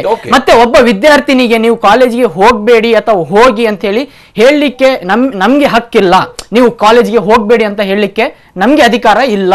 ಅದು ಅವರ ವೈಯಕ್ತಿಕ ವಿಚಾರ. ಸಂಘಟನೆಯಾಗಿ ಕೆಲವೊಂದು ಜವಾಬ್ದಾರಿಗಳಿರ್ತವೆ. ಈಗ ಹಿಂದೆ ಒಂದು ಬಾರಿ ನಮ್ಮ ಜೊತೆಗೆ ಹೇಳಿದ್ರಿ, ಇಲ್ಲ CFI ಅನ್ನು ಅವರು ಅಪ್ರೋಚ್ ಮಾಡಿದಾಗ ನಾವು ಅವ್ರಿಗೆ ಬೆಂಬಲಕ್ಕೆ ನಿಂತಿದ್ದೀವಿ ಅಂತ. ಹೌದು ತಾನೆ? ಈ 6 ಜನ ವಿದ್ಯಾರ್ಥಿಗಳ ಬೆಂಬಲಕ್ಕೆ ನೀವು CFI ಅವರು ನಿಂತಿದ್ರಿ. ಯಾವಾಗ ಅವ್ರು ನಿಮ್ಮನ್ನ ಅಪ್ರೋಚ್ ಮಾಡಿದ್ರು ಅನ್ನೋದನ್ನ ನೀವು ಹೇಳ್ತೀರಿ. ಬಿಜೆಪಿ ಅವರು ನಿಮ್ಮ ಮೇಲೆ ಆರೋಪ ಮಾಡ್ತಾರೆ, ಇಲ್ಲ ನೀವೇ ಅವರನ್ನ ಅಪ್ರೋಚ್ ಮಾಡಿದ್ರಿ ಅಂತ ಹೇಳ್ತಾರೆ. ಅದೇನೋ ಅದು ನಿಮ್ಗೆ ಮತ್ತು ಅವ್ರಿಗಿರುವಂತ ರಾಜಕೀಯದ ವಿಚಾರಗಳು. ಆದ್ರೆ ಈಗ ನೀವು ಅವರು ನಿಮ್ಮ ಹತ್ರ ಬಂದು ಕೇಳಿದಾಗ ನೀವು ಅವ್ರಿಗೆ ಬೆಂಬಲವನ್ನು ಕೊಟ್ರಿ.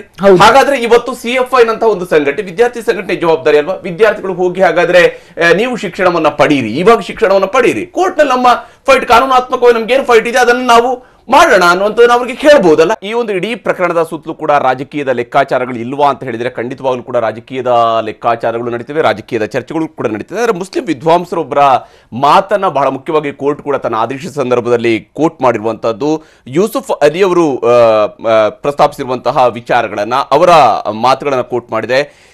ಕುರಾನ್ನ 256ನೇ ವಚನ ಧರ್ಮದಲ್ಲಿ ಒತ್ತಾಯ ಬೇಡ ಅಂತ ಹೇಳಿದೆ. ಧರ್ಮ, ನಂಬಿಕೆ ಹಾಗೂ ಇಚ್ಛೆಯ ಮೇಲೆ ನಿಂತಿದೆ. ಈ ಅಂಶಗಳನ್ನ ಉಲ್ಲೇಖ ಮಾಡ್ತಾನೆ ಯಾವ ಹಂತದಲ್ಲಿ ಹಿಜಾಬ್ನ ಬಳಕೆ ಆಯಿತು, ಅದು ಸಂಸ್ಕೃತಿಯ ಭಾಗ, ಅದು ಧರ್ಮದ ಭಾಗ, ಈ ವಿಚಾರಗಳ ಬಗ್ಗೆಯೂ ಕೂಡ ವಿಶ್ಲೇಷಣೆಗಳು ನಡೆದಿವೆ. ಇದನ್ನು ಎಲ್ಲರೂ ಒಪ್ಕೊಳ್ಬೇಕಾ ಅಂತ ಹೇಳಿದ್ರೆ ಒಪ್ಕೊಳ್ಬೇಕು ಅಂತಿಲ್ಲ. ಧರ್ಮದ ಬಗ್ಗೆ ವಿಶ್ಲೇಷಣೆಗಳು ನಡೆಯುವಾಗ ಧಾರ್ಮಿಕ ಚಿಂತಕರಲ್ಲೂ ಕೂಡ ಅನೇಕ ಸಂದರ್ಭಗಳಲ್ಲಿ, ಅದು ಎಲ್ಲ ಧರ್ಮಗಳಲ್ಲೂ ಕೂಡ ಅನೇಕ ರೀತಿಯಾದಂತಹ ವಿರುದ್ಧ ನಿಲುವುಗಳು ಕೂಡ ನಡೀತಾ ಇರುತ್ತೆ. ಆದರೆ ಅಂತಿಮವಾಗಿ ಕೋರ್ಟ್ಗಳು ಧರ್ಮದ ವಿಚಾರಗಳಲ್ಲೂ ಕೂಡ ಒಂದಿಷ್ಟು ನಿರ್ಧಾರಗಳನ್ನು ಪ್ರಕಟಿಸಿದಾಗ, ಆದೇಶಗಳನ್ನು ಪ್ರಕಟಿಸಿದಾಗ ಅದರ ಪಾಲನೆ ಮಾಡಬೇಕು. ಅದು ಎಲ್ಲಿವರೆಗೆ ಆ ಆದೇಶದ ಪಾಲನೆ ಮಾಡೋದಕ್ಕೆ ಅವಕಾಶ ಇದೆ ಅಲ್ಲಿ ತನಕ ಮಾಡಬೇಕಾಗತ್ತೆ. ಇದೇ ಕಾರಣಕ್ಕಾಗಿ ಇಲ್ಲಿ ಕಾರ್ಯಕ್ರಮದ ಕಡೆಯ ಹಂತಕ್ಕೆ ಬಂದಿದ್ದೀವಿ. ಸರ್ಫರಾಜ್ ಅವರೇ, ಅಂತಿಮವಾಗಿ ಶಾರ್ಟ್ ಆಗಿ ತಾವೇನು ಹೇಳ್ತೀರಿ? ಈ ವಿಚಾರದಲ್ಲಿ ಈಗ ಇರುವಂತಹ ಆಯ್ಕೆಯನ್ನು ವಿದ್ಯಾರ್ಥಿನಿಯರು ಏನ್ ಮಾಡಬೇಕು ಅನ್ನೋದ್ರ ಬಗ್ಗೆ ನೀವು ಹೇಳ್ತೀರಿ? ಯಾಕಂದ್ರೆ ನಾಳೆ ಕೂಡ ಕಾಲೇಜುಗಳು ನಡೀತಾ ಇದಾವಲ್ಲ, ಅದಕ್ಕೆ ನಾನು ಹೇಳ್ತಾ ಇರುವಂತದ್ದು ಕಾನೂನಾತ್ಮಕವಾಗಿ ನಾವು ಹೋರಾಟವನ್ನು ಮುಂದುವರಿಸಬೇಕು. ಈ ವಿಚಾರದಲ್ಲಿ ನಮಗೆ ನ್ಯಾಯ ನಿರಾಕರಣೆ ಆಗಿದೆ. ವಿದ್ಯಾರ್ಥಿನಿಯರಿಗೂ ಶಿಕ್ಷಣ ಮತ್ತೆ ಧಾರ್ಮಿಕ ಈ ಹಿಜಾಬ್ ನಮ್ಗೆ ಎರಡು ಈ ಕೇಳ್ತಾರಲ್ಲ ಕಿತಾಬ್ ಅಥವಾ ಹಿಜಾಬ್ ಮುಖ್ಯ ಅಂತೇಳಿ, ಇದು ಎಂತ ಪ್ರಶ್ನೆ ಅಂತ ಹೇಳಿದ್ರೆ ನೀರ್ ಬೇಕಾ ಅನ್ನ ಬೇಕು ಅಂತ ಹೇಳಿರುವಂತಹ ಒಂದು ಪ್ರಶ್ನೆ. ಸೊ ಇಂಥ ಪ್ರಶ್ನೆನೇ ಅಸಂಬದ್ಧ ಅಂತೇಳಿ ನನ್ನ ವಿಚಾರ.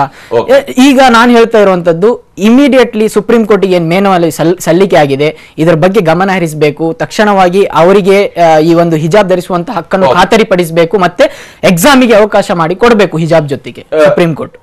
ಇಲ್ಲಿ ರಾಜಶೇಖರ ಸ್ವಾಮಿಯವರೇ ಸಂಕ್ಷಿಪ್ತವಾಗಿ, ಪ್ರಸ್ತುತ ಕಾನೂನು ತನ್ನದಾದ ಪ್ರಕ್ರಿಯೆಗಳನ್ನ ನಡೆಸ್ತದೆ, ಮುಂದೆ ನಿಮ್ಗೆ ಅವಕಾಶಗಳು ಇದೆ. ಆದ್ರೆ ಪ್ರಸ್ತುತ ಹೆಣ್ಣು ಮಕ್ಕಳಿಗೆ ಶಿಕ್ಷಣ ಪಡೆಯುವ ರೀತಿಯಲ್ಲಿ ತಾವು ಪ್ರೋತ್ಸಾಹ ಮಾಡಿ ಅಂತ ನಮ್ಮ ಅಪೇಕ್ಷೆ. ಎಸ್ ಮುತಾರಿಕ್ ಅವರೇ ಸಂಕ್ಷಿಪ್ತವಾಗಿದೆ ತಮ್ಮ ಅಭಿಪ್ರಾಯ. ಈಗ ಎರಡು ಪ್ರಶ್ನೆ ನೀವು ಒಂದು ಕೇಳಿದ್ರಿ, ಕಾನೂನವನ್ನ ಪರಿಪಾಲನೆ ಮಾಡಬೇಕು ಅನ್ನುವಂಥದ್ದನ್ನು ನೀವು ಹೇಳಿದ್ದಕ್ಕೆ ನೇರವಾಗಿ ಉತ್ತರ ಸಿಗಲಿಲ್ಲ. ಎರಡನೇದು, ನಾಳೆಯಿಂದನೇ ಕಾಲೇಜ್ ಪ್ರಾರಂಭ, ವಿದ್ಯಾರ್ಥಿನಿಯರಿಗೆ ಏನ್ ಹೇಳ್ತೀರಿ ಅಂತಂದ್ರೆ ಅಲ್ಲೂ ಕೂಡ ಅವ್ರು ನೇರವಾಗಿ ಉತ್ತರ ಇಲ್ಲ. ಕಾಲೇಜ್ ಹೋಗಿ ಅಂತ ಹೇಳ್ತಾನೆ ಇಲ್ಲ, ಅಲ್ಲಿ ಅವ್ರು ಮತ್ತೆ ಹಿಜಾಬದ್ದೇ ಹೇಳ್ತಾರೆ. ನ್ಯಾಯ ನಿರಾಕರಣೆ ಅಂತ ಹೇಳ್ತಾ ಇದೀವಿ, ಮತ್ತೇನ್ ಹೇಳ್ಬೇಕು ನಿಮ್ಗೆ? ನ್ಯಾಯ ನಿರಾಕರಣೆ ಅಂತ ಹೇಳಿ ಸ್ಪಷ್ಟವಾಗಿ ಹೇಳ್ತಾ ಇದೀವಿ. ಬಲಿ ಕೊಡ್ತಾ ಇದ್ದಾರೆ ವಿದ್ಯಾರ್ಥಿನಿಯರಿಗೆ, ಬಲಿ ಕೊಡ್ತಾ ಇದ್ದಾರೆ ವಿದ್ಯಾರ್ಥಿನಿಯರು, ಬಲಿ ಕೊಡ್ತಾ ಇದ್ದಾರೆ ವಿದ್ಯಾರ್ಥಿನಿಯರು, ಬಲಿ ಕೊಡ್ತಾ ಇದ್ದಾರೆ ವಿದ್ಯಾರ್ಥಿನಿಯರಿಗೆ. ಮುಸಲ್ಮಾನರು ಬಲಿ ಕೊಟ್ಟಿರೋದು ನಿಮ್ಮಂತವ್ರು ಧಾರ್ಮಿಕ ಗುರುಗಳಾಗಿರ್ಲಿ, ಮುಸ್ಲಿಂ ಮುಖಂಡರಾಗಿರ್ಲಿ, ಮುಸ್ಲಿಂ ಜವಾಬ್ದಾರಿ ಸ್ಥಾನದಲ್ಲಿದ್ದವರಾಗಿರ್ಲಿ, ಒಂದು ಸಿಚುವೇಶನ್ ಅಲ್ಲಿ ಬಂದಿದ್ದೀವಿ. ಇದು ಸುಪ್ರೀಂ ಕೋರ್ಟ್ ಅಲ್ಲಿ ಯಾವಾಗ ಲಿಸ್ಟ್ ಆಗುತ್ತೋ, ಏನ್ ಸ್ಟೇ ಸಿಗುತ್ತೋ, ಏನ್ ಸಿಗುತ್ತೋ ಅದ್ರ ಬಗ್ಗೆ ಏನು ತಿಳುವಳಿಕೆ ಇಲ್ಲ.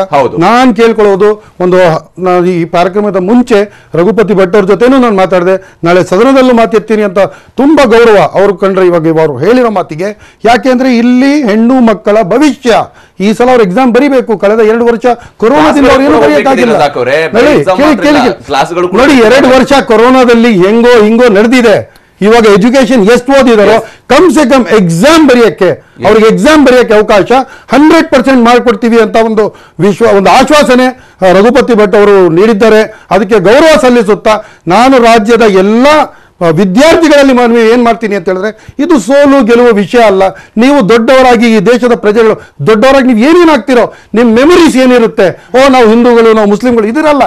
ನಾವು ಸ್ಕೂಲಲ್ಲಿ ಇದ್ದಾಗ ಹಿಂಗಿದ್ವಿ, ಕಾಲೇಜಲ್ಲಿ ಇದ್ದಾಗ ಹೆಂಗಿದ್ವಿ, ಇದನ್ನ ಗೌರವಿಸುತ್ತಾ ಅವ್ರ ಎಕ್ಸಾಮ್ ಬರೆಯಕ್ಕೆ ಹೋದ್ರೆ ಇವತ್ತು ಬರ್ಬೇಕಾಗಿತ್ತಾ, ಹಿಜಾಬ್ ತೆಗಿಲೇಬೇಕಾಗಿತ್ತಾ, ಈ ತರ ಮಾತುಗಳು ಬರಬಾರ್ದು. ಒಂದು ಫ್ರೆಂಡ್ಶಿಪ್ ಅಲ್ಲಿ ಒಂದು ಅವಕಾಶ ಮಾಡಿಕೊಟ್ಟು ಎಕ್ಸಾಮ್ ಬರೆಯಕ್ಕೆ ಅವಕಾಶ ಮಾಡಿಕೊಡಿ. ಎಸ್, ಇಲ್ಲಿ ಕುಹಕಗಳ ಅವಶ್ಯಕತೆ ಇಲ್ಲ, ಬದಲಿಗೆ ವಿದ್ಯಾರ್ಥಿಗಳು ಬಂದು ಎಕ್ಸಾಮ್ ಅನ್ನ ಬರೆಯೋದಕ್ಕೆ ಬೇಕಾದಂತಹ ಅವಕಾಶಗಳು ಸಿಗಬೇಕಾಗಿದೆ. ಅದು ಹಿಜಾಬ್ ನ ಎಲ್ಲಿ ತೆಗೆದಿಡಬೇಕಾಗಿರುವಂತದ್ದು ಅಲ್ಲಿ ತೆಗೆದಿಟ್ಟು ಎಕ್ಸಾಮ್ ಅನ್ನ ಬರಿಬೇಕಾದಂಥದ್ದು ಈಗಿರುವಂತಹ ಅನಿವಾರ್ಯತೆ ಇದೆ. ಕೋರ್ಟ್ನ ಆದೇಶವೂ ಇದೆ, ಸರ್ಕಾರದ ಆದೇಶಗಳ ಪಾಲನೆಯೂ ಕೂಡ ಮಾಡಬೇಕಾಗಿರುವಂಥದ್ದು ಸದ್ಯದ ಅನಿವಾರ್ಯತೆಯೂ ಕೂಡ. ಧನ್ಯವಾದ. ಕಾರ್ಯಕ್ರಮದಲ್ಲಿ ಜಾಯ್ನ್ ಆಗಿರುವ ತಮ್ಮೆಲ್ಲರಿಗೂ ಕೂಡ